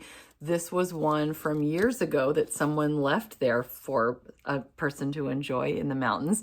This is a Harlequin historical by Diane Gaston, the Scandalous Summerfields series. This is bound by One Scandalous Night, which is essentially giving you what this is about. As I mentioned, I am intrigued always by covers that include a man in uniform because we just don't see that as often. And I loved this. It's a very interesting plot as well. We have two people. He's about to go to war. He rescues her the night before war, and I guess their blood is high from the rescue, and they spend a night together, and then she is with child, so he says, well, let's get married. And they attempt to weather the storms of all the scandal. It should be interesting. I was able to grab this one, speaking of uniform, and a kilt. I mean, come on. It says an officer and a Scotsman, a lady and a temptress, an irresistible attraction. That is Caroline Linden's A Scot to the Heart. I love all her titles. This is part of the Desperately Seeking a Duke series, and I got it for $3 at Dollar General. Very excited. Love this cover. I thought this was so cool, and the cover was really neat. This is like a real art piece, I believe. This is To Weave a Web of Magic by historical romance authors that many of us know: Claire Delacroix, Lynn Curlin, Patricia Milkillip, and Sharon Shin. These are 4 stories of fantasy and exquisite romance. 4 stories of epic romance that live through the ages, of beguiling and transforming power of beauty, a woman awakening to the magic she possesses, a world where human women pursue the love of angels, and last but not least, a medieval legend who comes thrillingly to life. Interesting. 4 stories designed to delight and enchant. 4 rare talents destined to weave a web of magic that would leave you breathless. Brought to you by Berkeley, the Old Bee. And again, library sale, 25 cents each. Who could go wrong? These look like textbooks. Fascinating. It's Grace Burroughs, which I know many of you love. I have not read her yet, but I've really been wanting to. This is republished Regencies, and this is A Gentleman Worthy of Kisses, a Regency novella duet, which contains 2 stories, A Kiss by the Sea and When His Grace Falls. And, you know, larger print, but it really does feel like a textbook. It's beautiful though. And I'm really excited to read this and try this. I can't believe I was able to get 2 for 1. But look even at the back. It reminds me of an indie published book, for example. But this is True Gentleman Book 7 by Grace Burroughs. So I'm really really curious to see what this is like. And honestly, to learn more about the publishing for this, because I mean, we don't see any kind of publishing at all. It almost looks like it would be an ARC, for example, but I don't see anything. It just says by Grace Burrows. So it looks like it's self-published. How cool is that? 2019. Interesting. Hello, my friends, and welcome to one of my favorite videos to make of all. That's right, it's a book haul. I can't wait to show you all of my historical romances, and today we're looking at nothing but step backs. Hi, my name's Bea. Welcome to my channel, Mama Needs to Read Romance, and show you all these gorgeous step backs. What is a step back? If you're new to my channel, you may not know, so let me tell you, it's where there's special art behind the cover. Sometimes it's also on the back. People don't always know that a step back can be on the back of the book. Why do we love step backs? Because it's another way to appreciate the novel. It kicks up the drama, it gives us beauty, and these are done by serious artists. It's like having a painting you could hang on your wall, but it's inside your book. Today, we're gonna be celebrating many authors, and especially artists. Let's do it. Let's start with a little activity. I have 2 copies of Lisa Kleypas's Because You're Mine, which is from the Capitol Theater series. This is book 2. Now, I need your help to decide which one I'm going to be keeping because I'm not keeping both. Now, we do have this lovely version. This is the newer one. We have a beautiful red rose being held by Our Lady, sans shoes. I love bare feet in a cover. I feel like it brings extra intimacy. And I'm going crazy over this bright yellow happy dress. Look at the lace on the bottom. What is not to love? It's gorgeous, but the question is it better than this one, which is an actual step back? We see gold foiling and embossing all over this cover, sort of framing it. We also have laser cutting and an interesting choice. You'll see what I mean. We actually have around the art, it's like its own little frame that goes along with the laser cutting. This artist is none other than Max Ginsburg, one of my favorites. I just find this gorgeous, whether it's Max Ginsburg or not. I mean, come on, look at this gorgeous dress. Notice how the lace here is just so sheer. You can see part of her leg. I love the bow. I love, again, the trim around the bust here. We see a manor home in the background, and our shirtless man with boots and I'm guessing riding pants is comforting our gal. Look at this beautiful pose. I adore it. So the question is, which one are we keeping? A or B? You can tell me LK for Lisa Kleypas equals A or B. Thank you for your service. Now let's talk about some of my favorite artists. Let's start with Stephanie Lawrence's A Gentleman's Honor, which is book 2 of the Bastion Club. The cover has embossing and we have some like copper foiling and embossing before we open it to reveal a very dreamlike step back. I love this one. We see the moon in the background and the light is limning our characters. Such, again, I'm going to use the word intimate moment at night in this beautiful garden. I love how we see that we've got roses in the background, one of which has been plucked for her. Notice there's sort of an unreality to this. None of the lines are particularly sharp, but we still get this sense of beauty and passion. It looks like he's really taking tender care of her, and I just adore this. Notice too her earrings and the, looks like diamonds perhaps, that she has in her hair. Just beautiful. This artist, by the way, is Menudo, one of my very favorites. I'm so excited to bring you Kat Martin's Sweet Vengeance. Look at the foiling on this cover. Wow, magenta, and we've got some embossing around the butterfly. We open it to reveal this is a Sharon Spiak. I love when I can support and celebrate a woman artist on my channel. One thing that's super neat that I'm sure you've already noticed about this is we have a mirror in the background, which I thought was such a neat element for the artist to choose to add because, of course, now she's got to match the pose from the other side. So we can really see him putting his arm around her. Again, we see sheer fabric covering the leg, but we can still see most of the leg. I love this intense pose in bed, and look at the curtains around it as well. So gorgeous. Look at all these touches. And we even have a teapot or coffee pot holding some roses as well. What is not to love? This, by the way, is book 2 of the Garrick series. And speaking of female artists and authors, really, we have Johanna Lindsey's The Air. This is such a beautiful cover. I love this manor house on the front. Look at this.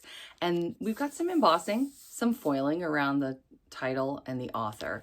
Before we open this, is this my favorite haircut? No. But you know what? That's okay. That's okay. This is an Elaine Duillo. I love Elaine. She's sometimes hard to see her name. In fact, I had trouble finding it, and I want to make sure that you get to see it too. It's so hard to see. I'm going to get my face out of there so you can really see. It's, oh my gosh, I almost missed it, and I'm really glad I didn't. Look at this beautiful setting. I love the mountains. We've got the water in the background. We've got a gorgeous cape. Of course, we've got our kilt, a must-have, and a red-headed hero at that. Another thing we don't tend to see. I love her lavender gown. I love the wind as well. The way it's blowing her cape and her hair. Oh, too bad it's not blowing his mullet right off his head. Okay, that doesn't make sense. But I reserve the right to say that. I'm getting too excited and forgetting to tell you where this is in a series. I'm glad I remembered because this is book 1 of the Reed family. Now we're going to feature a standalone by Rosemary Rogers. This is In Your Arms. Yes, the cover is gorgeous. You guys know I love my purple, and I love the orchid here as well. The foiling, the embossing, it's beautiful. But let's look inside. You're not gonna believe it. Get ready, get ready. A 2-page stunner by Victor Godino. Now, he doesn't often sign his, or at least that it gets cut off or covered by a barcode. So it's hard to find his signature, but he really has his own taste. I've said this before in videos, I'm going to say it again, but in an interview, he talks about how he loves to really amp up the color and like the vibrancy and the cuts, you know, the shadowing. It's deep, it's intense. He says he likes his art to be almost grotesque, which I find fascinating. In any case, I have a lot of his work. I absolutely adore how vivid everything is. And as I mentioned, the intensity, I just love this. I'm going to be starting to feature particular artists in videos, like a focus on nothing but Victor Godino's work, for example, in a video. I'm really looking forward to featuring artists and the art behind the book. So be looking for that in the future. I have 2 by one of my most favorite artists, John Ennis. I'm obsessed. His art does tend to look like photographs. Everything is so intricate. It's just gorgeous, so real. We have John DeSalvo, as he is half the time a Native American. And this gentleman, I don't know who this is, but believe it or not, it is not John DeSalvo. I know, I was as shocked as you are right now. We have Savage Trust and Savage Hero. You know how trust can be savage. Let's look a little bit more at this one. We have John DeSalvo comforting our gal. Again, this, I tell you, this looks like a photo, but I can guarantee you that I've done my research and this is in fact a John Ennis portrait. We again see the same thing for another Native American book with our Cassie Edwards' Savage Hero. This one, oh my gosh. I tell you what, we got to do a video about John Ennis. He might be my first one to do, or Pinot. Or Greg Gulbranson. I don't know, it's too hard. It's too hard. It's hard to pick. But look at the waterfall here. I love her turquoise jewelry, her headband. These, by the way, are books 20 and 21 of the Savage series. We gotta talk about perhaps the most famous artist of stepbacks. That's Pinot, of course. I've got a couple. Let's look at them. Oh, I'm so excited. Okay, so this is Constance O'Banion, Song of the Nightingale. Look at the gold foiling. Oh, now, yes, it's a little damaged, but do we care? No. I made a note in my Excel spreadsheet that I have this, but it's damaged in case I come across it again because then I'll trade up. Look at the laser cutting. It's just heavenly, but get ready, guys. Get ready. Here's another showstopper. 2-pager. Oh my goodness gracious. What's not to love? We have a castle.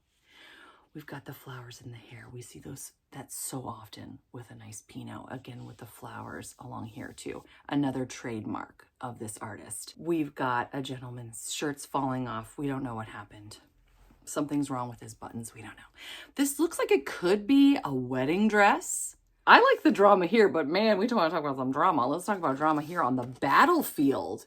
You can see that there are some men down. This is intense right here. Along with, we have a very intriguing, looks like a ball of some sort. I love seeing how they're all talking to her. You just wonder what is going on here. This is also in the back, but sadly, stickers. You know how it is. Thank heavens, though, we get to see the entirety of the image inside. Look at how he's in uniform, too. This is going to be fascinating. This is book 1 of the De Winter's Song series. Now, this one is a feather in my cap. Let me tell you, this is Velvet by Jane Feather. The V series is very hard to find. Very, another word that could be in this series. Anyway, I have most of these, not all. And the ones that I don't have, I've just been looking for 2 years at this point, I think, and I've still not been able to find them in the wild. So I'm looking forward to finding all of them and completing my set. But until that day, at least we've got a new one to add to my collection. As I mentioned, Velvet. This is book 4 of the V series. And look at this 1-pager by the fabulous, you guessed it, Pinot. Blink and you'll miss it. We have a couple here with a young child. It looks like they might be trying to escape with him during the night. She's trying to grab onto him. Of course, we see a gorgeous love scene here. Pinot's so good with those. Before incorporating a ball. Notice how he's able to do all of this with such a small amount of space to work with. I'm assuming that the original is much larger, but still, it's all 1 page as opposed to the other one we saw, which was 2 pages and he spread out the action, but here it's all right here. We also see a fox hunt going on, so we're right in the action. The dogs are taking off. Wonder how that incorporates itself into the story. Fascinating. Here's another one. I cannot believe I have it. Cassie Edwards's Wild Rapture. Look at this cover. I mean, come on. We've got foiling. We've got the embossing. Even around this, like a frame, we're framing our hero here. We've got a feather that's also embossed. This flower is embossed. Everything is popping off the page. Then guess what, guys? This is a real keyhole cutout, which are so hard to find. Before we open this up, again, we have a 2-pager filled with drama yet again. I love this border. So hard to find ones with interesting and unique borders, but here we have it. We see our hero taking our heroine away on horseback. She looks very enamored with him, but he has clearly got other things on his mind, perhaps the protection of her. You can assume that this horse is probably also part of the Native American tribe based on the handprints on the front. I don't know horse parts. Flank? That feels like it might be the back. I don't know. Horse experts, let me know. What part of the horse is this? Shoulder? I don't know. But moving on, we get some beautiful sky, but notice also what's happening here. I'm having a look. She's injured and he is treating the wound. We also see behind her, do not miss it, this is a wagon, a covered wagon that has clearly been demolished. My guess is she was injured during whatever happened to this wagon, and our Native American hero comes to save the day. I really want to know what happens. This might be my first Cassie Edwards that I read because it looks so fascinating. Oh, okay, let's find out what number it is in the series. Wouldn't it be nice if it were 1? It's probably like number 57. Let's find out.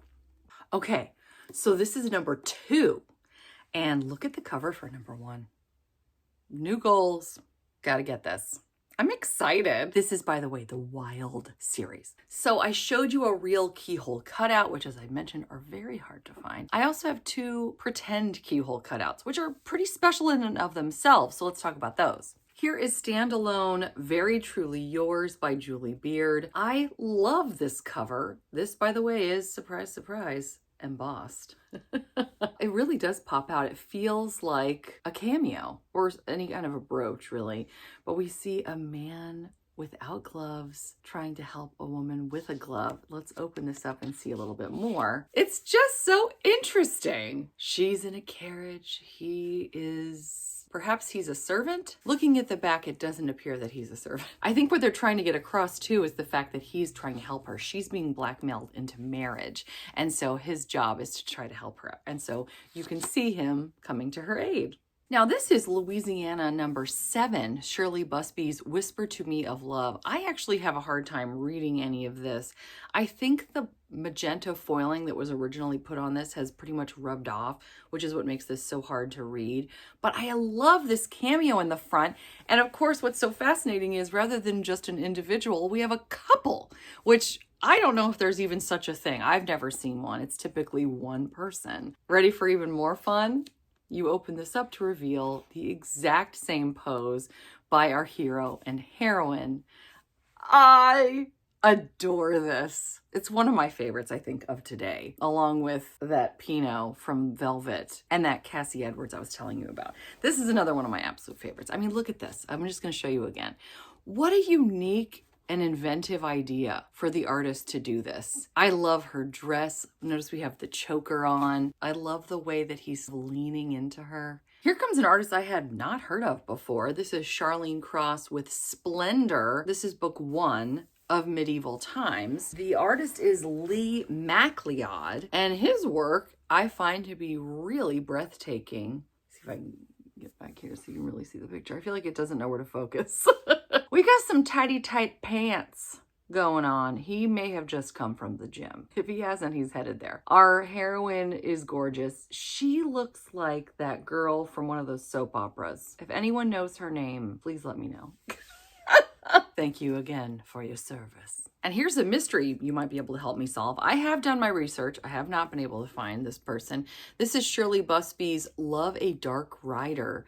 I actually am more fond of the cover, to be honest, than the step back, but I really like both. So I was excited about it. I love the gothic feel. We've got the black horse, the dark horse, and we've got branches here. Unfortunately, some of the paint has come off, but this is embossed. This is gorgeous, especially the way that it catches light. I wish I could really let you appreciate it in person, but we have a lot of embossing here for the flowers as well. And then we open it to reveal artist D.R.H. I don't know who this is. It's not my favorite art. There's not a lot of detail in this compared to some of the other artists that I have seen, but it is beautiful, and I love the way that the artist is able to portray light. The cacti in the background have a feel of the unreal to them, but I do notice some stars in the background as well, so clearly we're in like a desert or prairie. It's beautiful, and I love her dress as well. This is the moment where I show you 2 of the most unique and interesting step backs that I've had the privilege of obtaining, and I wanted to show them to you now. Here we have Dangerous to Love by Rexanne Becknell. I love the embossing on the cover, but let's just open this up because we need to talk about this. Oh, look at the gold braid up on top too.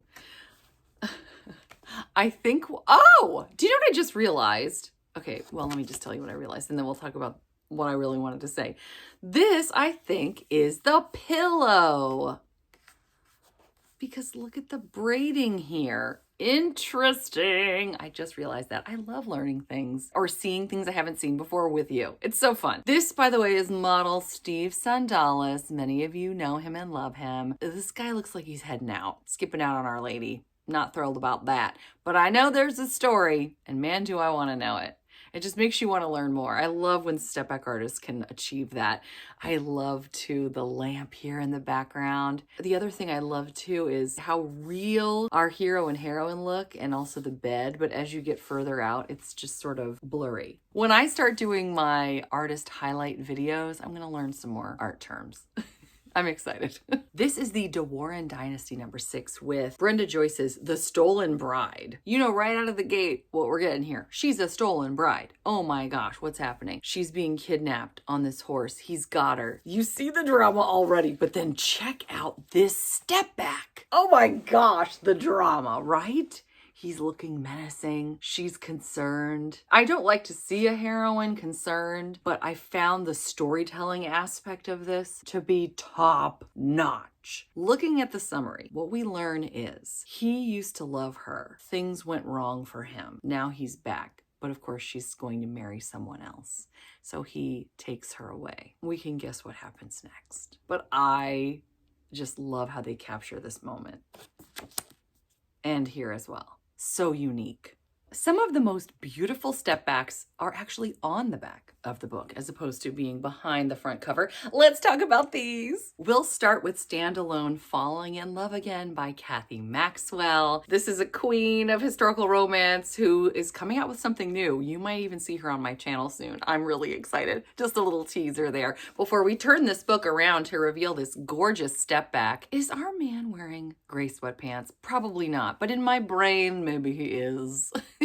He is yummy and delicious. I love the eyelet lace. I'm getting behind this again so you can really focus. I think then the camera's happier. I love this baby blue color, and we see that they're standing in front of a wagon. I'm intrigued. Love the way the light plays on her hair. By the way, all of these, I do not know who these artists are, unfortunately, but of course I'm always on the lookout. So if you happen to know anything, do let me know in the comments. But until then, we'll just be enjoying this beautiful art found in the novels of each of these authors. Here we have book one of The Gentleman Rogues by Linda Needham.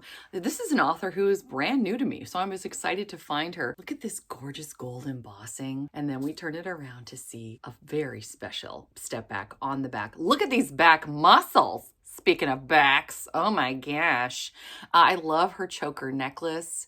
This embrace too is everything, and her beautiful blonde hair sort of blowing in the breeze that is in this bedroom apparently. Maybe there's a window open. We don't know. But in my mind, again, I'm making things up in my mind. Last time he was wearing sweatpants. This guy's Chris Pine in my brain. Just beautiful. And I love this Merlot colored dress. Heavenly. Sometimes you see a cover and you just know you're in for a beautiful step back. And that's what I got with Kathleen Harrington's Promise Me. Again, we have embossing and foiling on this beautiful fan. I was so taken with this standalone. We turn it around to find none other than Steve Sandalis bracing himself over our woman. They're in a field. I love the lace work again of the bodice. Oh my gosh. This artist, I've definitely seen a great deal of their work, and they're fond of putting highlights, just random highlights like white or a bright yellow, just randomly at the tips of things or within things. And someday I'm going to figure out who this is, and then I'll be able to determine all of the works I have by this artist because I feel like it's so specific to this one artist. So I'm really intrigued to find who it is, and I'm going to find who you are, artist. I can't wait to celebrate all your work. I have another Kathy Maxwell for you. This is When Dreams Come True. We see a crown or a tiara with yellow roses. So we know this is going to be amazing, but you don't even know how amazing. Get ready. This is next level gorgeous. He is. Isn't he yummy? Oh my gosh, so beautiful. It appears she's wearing a wedding gown and he's taking her away. I love her face, the confidence and serenity that we see there. Him, not quite so much. I'm not really sure. Here's another thing. Do let me know if you have this book with this step back, because there have been times before when I've mentioned something that I have found in a printing and other people who have the same book say, it's not in mine. Here's what I found, and I almost wondered if this was a signature. There is something on his abs. I do not know what it is. I would say that it was an intentional tattoo, but it's too light really for that. I don't think it's a signature. I know it's so weird that we're looking at abs closely, but you see what I'm saying, right? I don't know what this is. And it's definitely, it's not dirt or anything. It's part of the image. But regardless, this is just beautiful and one of my favorites. Here comes one that may be the oldest one that we're talking about today. In fact, I'm pretty sure it is. This is 1982, which was, believe it or not, 43 years ago. I don't know how that happened already. But look at this. Unconquered by Beatrice Small. I love everything about this. Now you may be saying, wait a second. This is the cover. We're talking about step backs. And there were actually about 7 that I took out of this that I initially was like, look, they have a step back. Well, it's kind of like a wraparound art.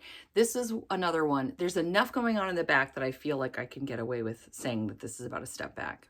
maybe I'm cheating, but wait until you see the 7 that I put for my next haul. In any case, I want to feature this on Instagram before fall is over because this is just amazing. I love her dress.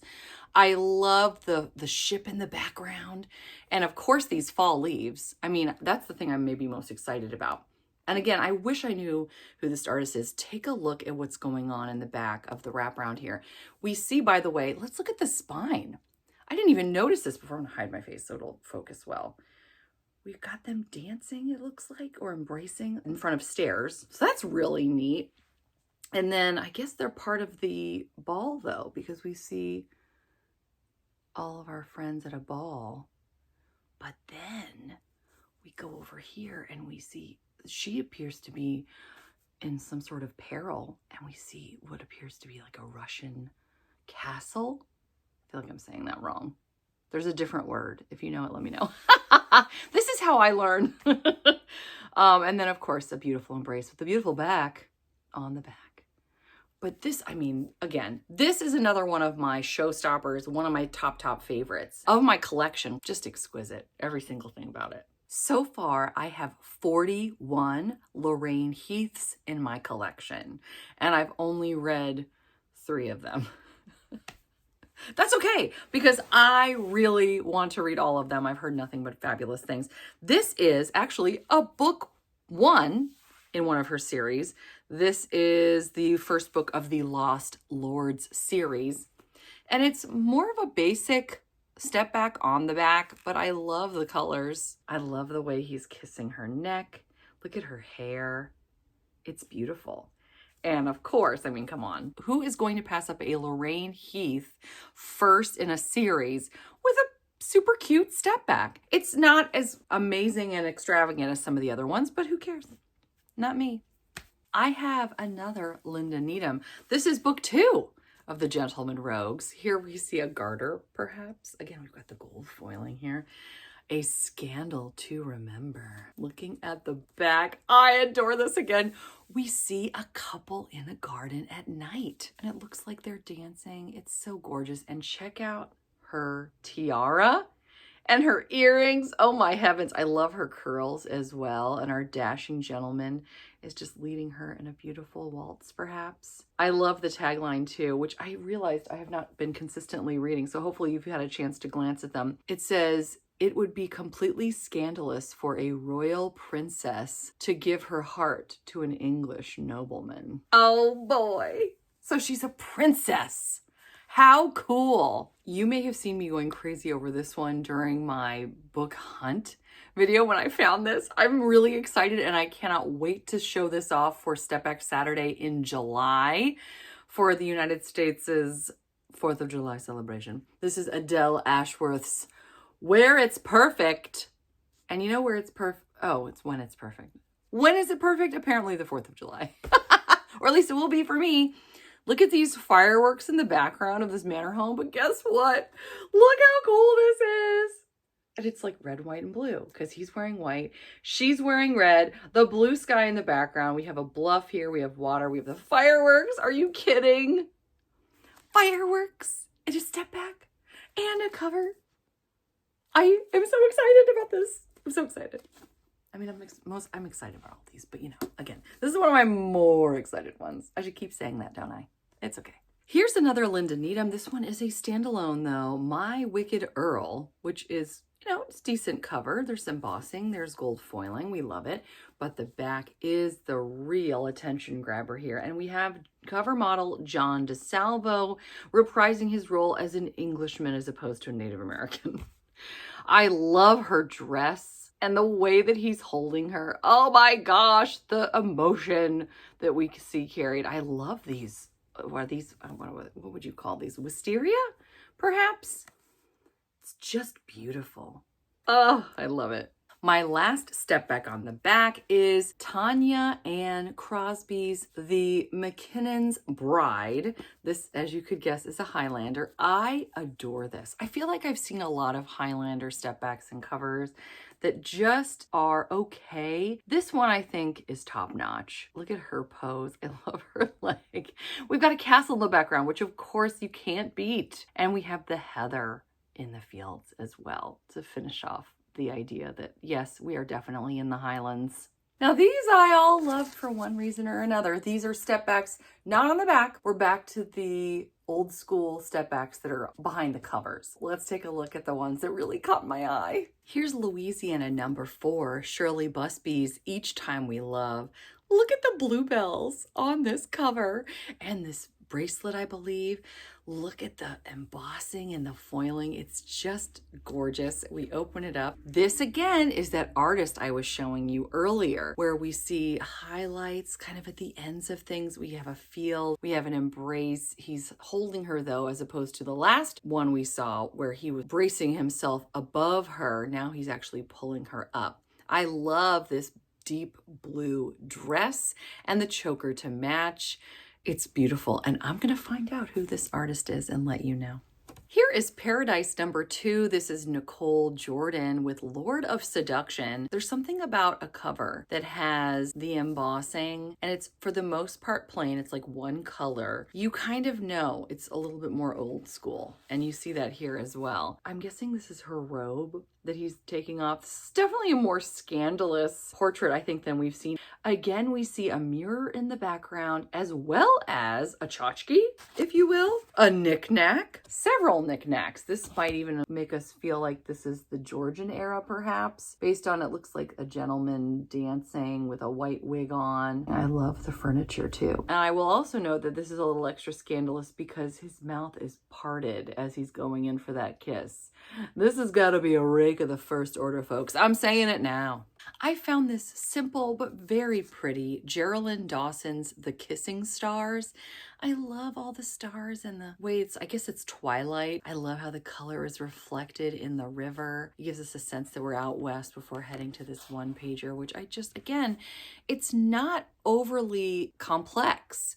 I love though that we have, and notice it's also glossy, which is unusual for a step back, but I love that he has a spur. He's got his gun in his holster. It's a full cowboy. He's even got his bandana on. What more can you want from a cowboy? Wait, a hat, actually. Oh, you could want a hat. As you can see, they're kissing under the kissing stars. So cute. I have completed my Great Chicago Fire trilogy with book 3, Susan Wiggs's The Firebrand. Wait until you see. It's one thing that so many of us love. We have a library with a ladder. We love a library with a ladder, right? Am I right? Come on. You know you just got excited. Bookshelves with a ladder. I mean, what's not to love? We also have some bicycling going on. And unfortunately, a Great Chicago Fire. This is all so fascinating, and I'm so excited to have it. Oh my gosh, I love this one. I forgot about this one. Look at the embossing here. All the roses are popping off the page. It's so beautiful. And we have laser cutting here. It almost looks like, and I'll bet you anything, this was torn and that it was like a fold over. Maybe it had like a bookmark. It's gone now, but hopefully whoever took it really enjoyed it and maybe still does.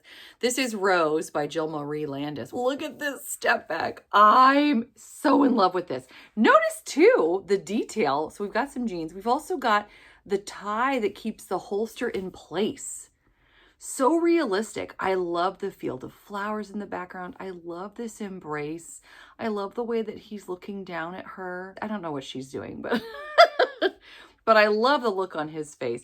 We see the tagline, "In a vast and untamed land, one true love comes home at last." And I can guarantee you, this was going to be a signature that they cut off, and that makes me bananas. But, you know, maybe someday, hopefully, I can find who did this beautiful work. Now, I will bet you that this one is done by artist John Edwards, considering the fact that he did so many of her Savage series. This is Savage Quest, part of the series. This is not embossed. This is more basic. Again, this looks like a photo, but John Edwards has surprised us before. In fact, 2 other times just in this video alone. Feels sort of comical to me, though, because it's just him looking off, pretending to be Native American. And then we have a horse that's probably been superimposed over a waterfall. I don't know. It's not my favorite. I think it's intriguing, and I think it's important to my collection. So yeah. Oh, John DeSalvo, what can we say? We've come to the part in the video that happens pretty much every time. The part where you get to tell me, who does this guy look like? Who does this guy look like? He looks like somebody. Who does he look like? This is Elaine Kaufman's The Italian, and don't tell me he looks like an Italian. I love this cover though. It's so different, right?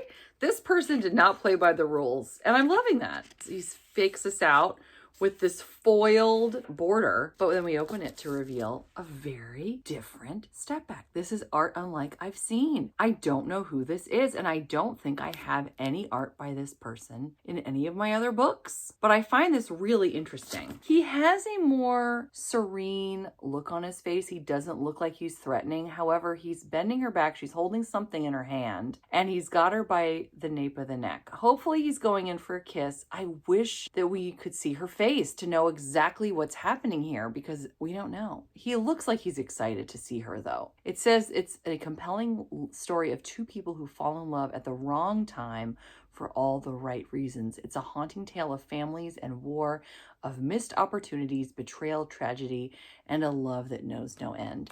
I'm very intrigued. And I love this Italian villa. This is giving me Under the Tuscan Sun, of course. Right? Yeah. Let's go from Italy to Scotland with another Elaine Kaufman. Gold foiling, silver foiling, the Highlander. We have Heather as well, and a castle. You gotta have that. I love how they used plaid for the border as well. What a neat touch. And I love this pose, by the way. Look at this guy. This is a pro. I love his saber. I love her outfit too. Look at the cape. You can tell there's a hood that could cover her head. And are they on snow? I can't really tell. The ground looks cold. I don't think I can pass up a good step back with a fireplace. I just love them. And I want to do, if I do series based on particular aspects of a step back, I definitely want to do one that has fireplaces. I think that'd be really fun, maybe in the winter. Let me know if you'd be interested in something like that, where it's not even a focus of an artist, but like of something specific you would find within the art, such as fires, like a fireplace, or snow, or horses, or, you know, just let me know. And if there is something, let me know what topic you want me to cover, because I think that would be so fun. Anyway, this is Gillian Hunter's The Wedding Night of an English Rogue. We've got an embossed crown of roses here that the bride might wear during the ceremony. I'm sure she's wearing a bridal gown, and I love the painting overhead. I'm glad that they incorporated that. But you know, I got this because I love a good fire in the fireplace. It just looks cozy to me. So that was my main thing. I love her red hair as well. I just love it. So more to come. Let me know what you'd like to see. We're circling back to more scandal with Stephanie Lawrence's The Promise in a Kiss. I love this for wintertime. Look at all the snow. Are you kidding? I love it. The cover alone, and then the back. Got a castle, but it looks very bleak and gray. Lots of whites and creams. Then we get the exact opposite in the step back. We have John DeSalvo again. This guy doesn't sleep, and he has taken the clothing of this woman. I don't know what this is. It looks like a blanket. He's wearing pants, but she's wearing, it looks like nothing. This is definitely more scandalous, and I found it to be very intriguing, so I wanted to grab it and share it with you. My gosh, I have not read Karen Ranney yet. This is a borrowed Scott. I love the green. Oh my gosh, it's beautiful. There's so much green. But also our heroine right here. It's giving old Hollywood glamour, right? The hair, get ready. It's just gorgeous. And I love her complexion compared to his. The guys are always more tan, despite the fact that I don't know that, you know, they always spend more time outdoors. I think she is just gorgeous. And again, she's wearing that green dress. I just loved it. Talking about a color that's so heavenly. We've got like a peachy color that we go all in on the peach with this Galen Foley novel, My Notorious Gentleman. I love it so much. Look at this. The dress is everything. I feel like that's the highlight. I mean, I love the way that she's leaning on him, the way that they're looking at each other. It's very nice. But again, for me, it's all about this dress. Oh, I love a good gown. I'm going to be honest. I do love a step back where the hero has like his lips parted. I don't know. It just seems more sensual and more exciting. And I love that with this one. This is Sophie Jordan's Wicked in Your Arms. And man, is she wicked, but he might be wicked too. He's giving me Damon Salvatore from Vampire Diaries, aka Ian Somerhalder, who I just love. And I love this so much. I think that's all there is to say. And again, we have parted lips with a really cute model. This is Elizabeth Boyle's How I Met My Countess. I do love the cover. And we don't see the whole face here, but we do here, which I thought was a neat touch. We can turn it around. Let's look inside. I love her dress. Look at the black trim and her shoe. How cool is that? Or slipper, I should probably say. He is absolutely next level handsome. It's more present day haircut, but that, you know what? I'm not going to complain. The mullet was that last haircut I talked about. This is so much better. Gorgeous. And I love her necklace. You know it must be somehow really important if it's featured 3 times. The last ones have step backs that I actually bought, not necessarily because I was so enamored with the step back, but I really like the authors. So let's talk about those. It is so tricky to find an Elizabeth Hoyt step back. This is Lord of Darkness, book 5 of the Maiden Lane series. I loved a lot of the Maiden Lane series. I detested a lot of the Maiden Lane series just because it's too dark for me. Don't let that dissuade you if you enjoy dark. I love this cover, and I was so excited to have the step back too. My goal is to get the step backs for every book in this series, and they are not easy to find. So fingers crossed. I need to read more Loretta Chase. We have 2 novels here, Not Quite a Lady and Your Scandalous Ways. And in both, the artist really brings out a dreamlike vibe with his or her work. I love the way he's just eating her up and she is soaking him in. It's just beautiful. And then for this one, Your Scandalous Ways, we have a couple embracing. There's nothing particularly exciting about this to me, but again, like I bought this because I want to collect more and read more by Loretta Chase. Another author I'm dying to read is Teresa Medeiros. I was talking at length with Christy of Christy Reads a Lot and Rachel of Rachel Reads and Sings and Tiffany of Tiff Talks Pages.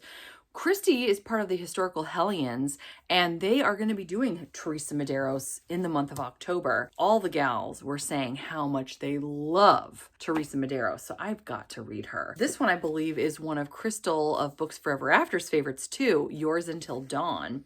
I loved this gold foiling. Look at all that. Sorry if I'm blinding you.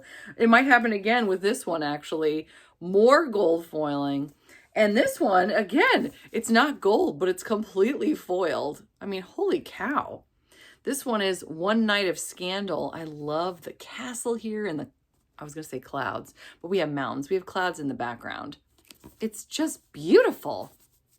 And we open it up to reveal the woods in the moonlight with a couple embracing. Perhaps they're meeting in secret, but she looks so happy. They both do.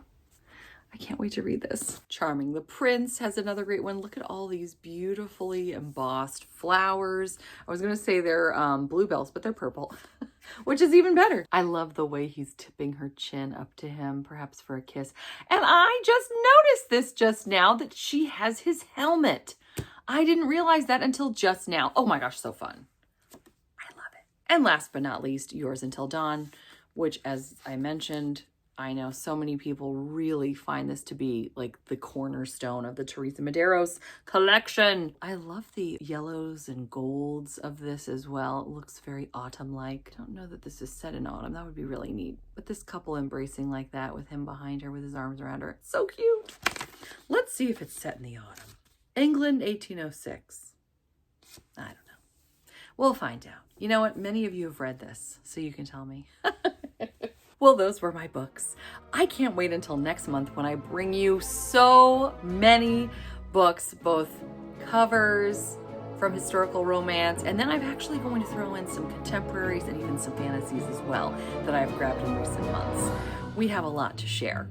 A lot of fun to be had, and I can't wait to do it with you. Let me know in the comments any thoughts that you had during this video. I can't wait to hear what your insights were. Or you can just leave me a moon emoji all the moons that we saw today. I hope you're doing well. I hope you're enjoying whatever it is you're reading, whether it has a step back or not.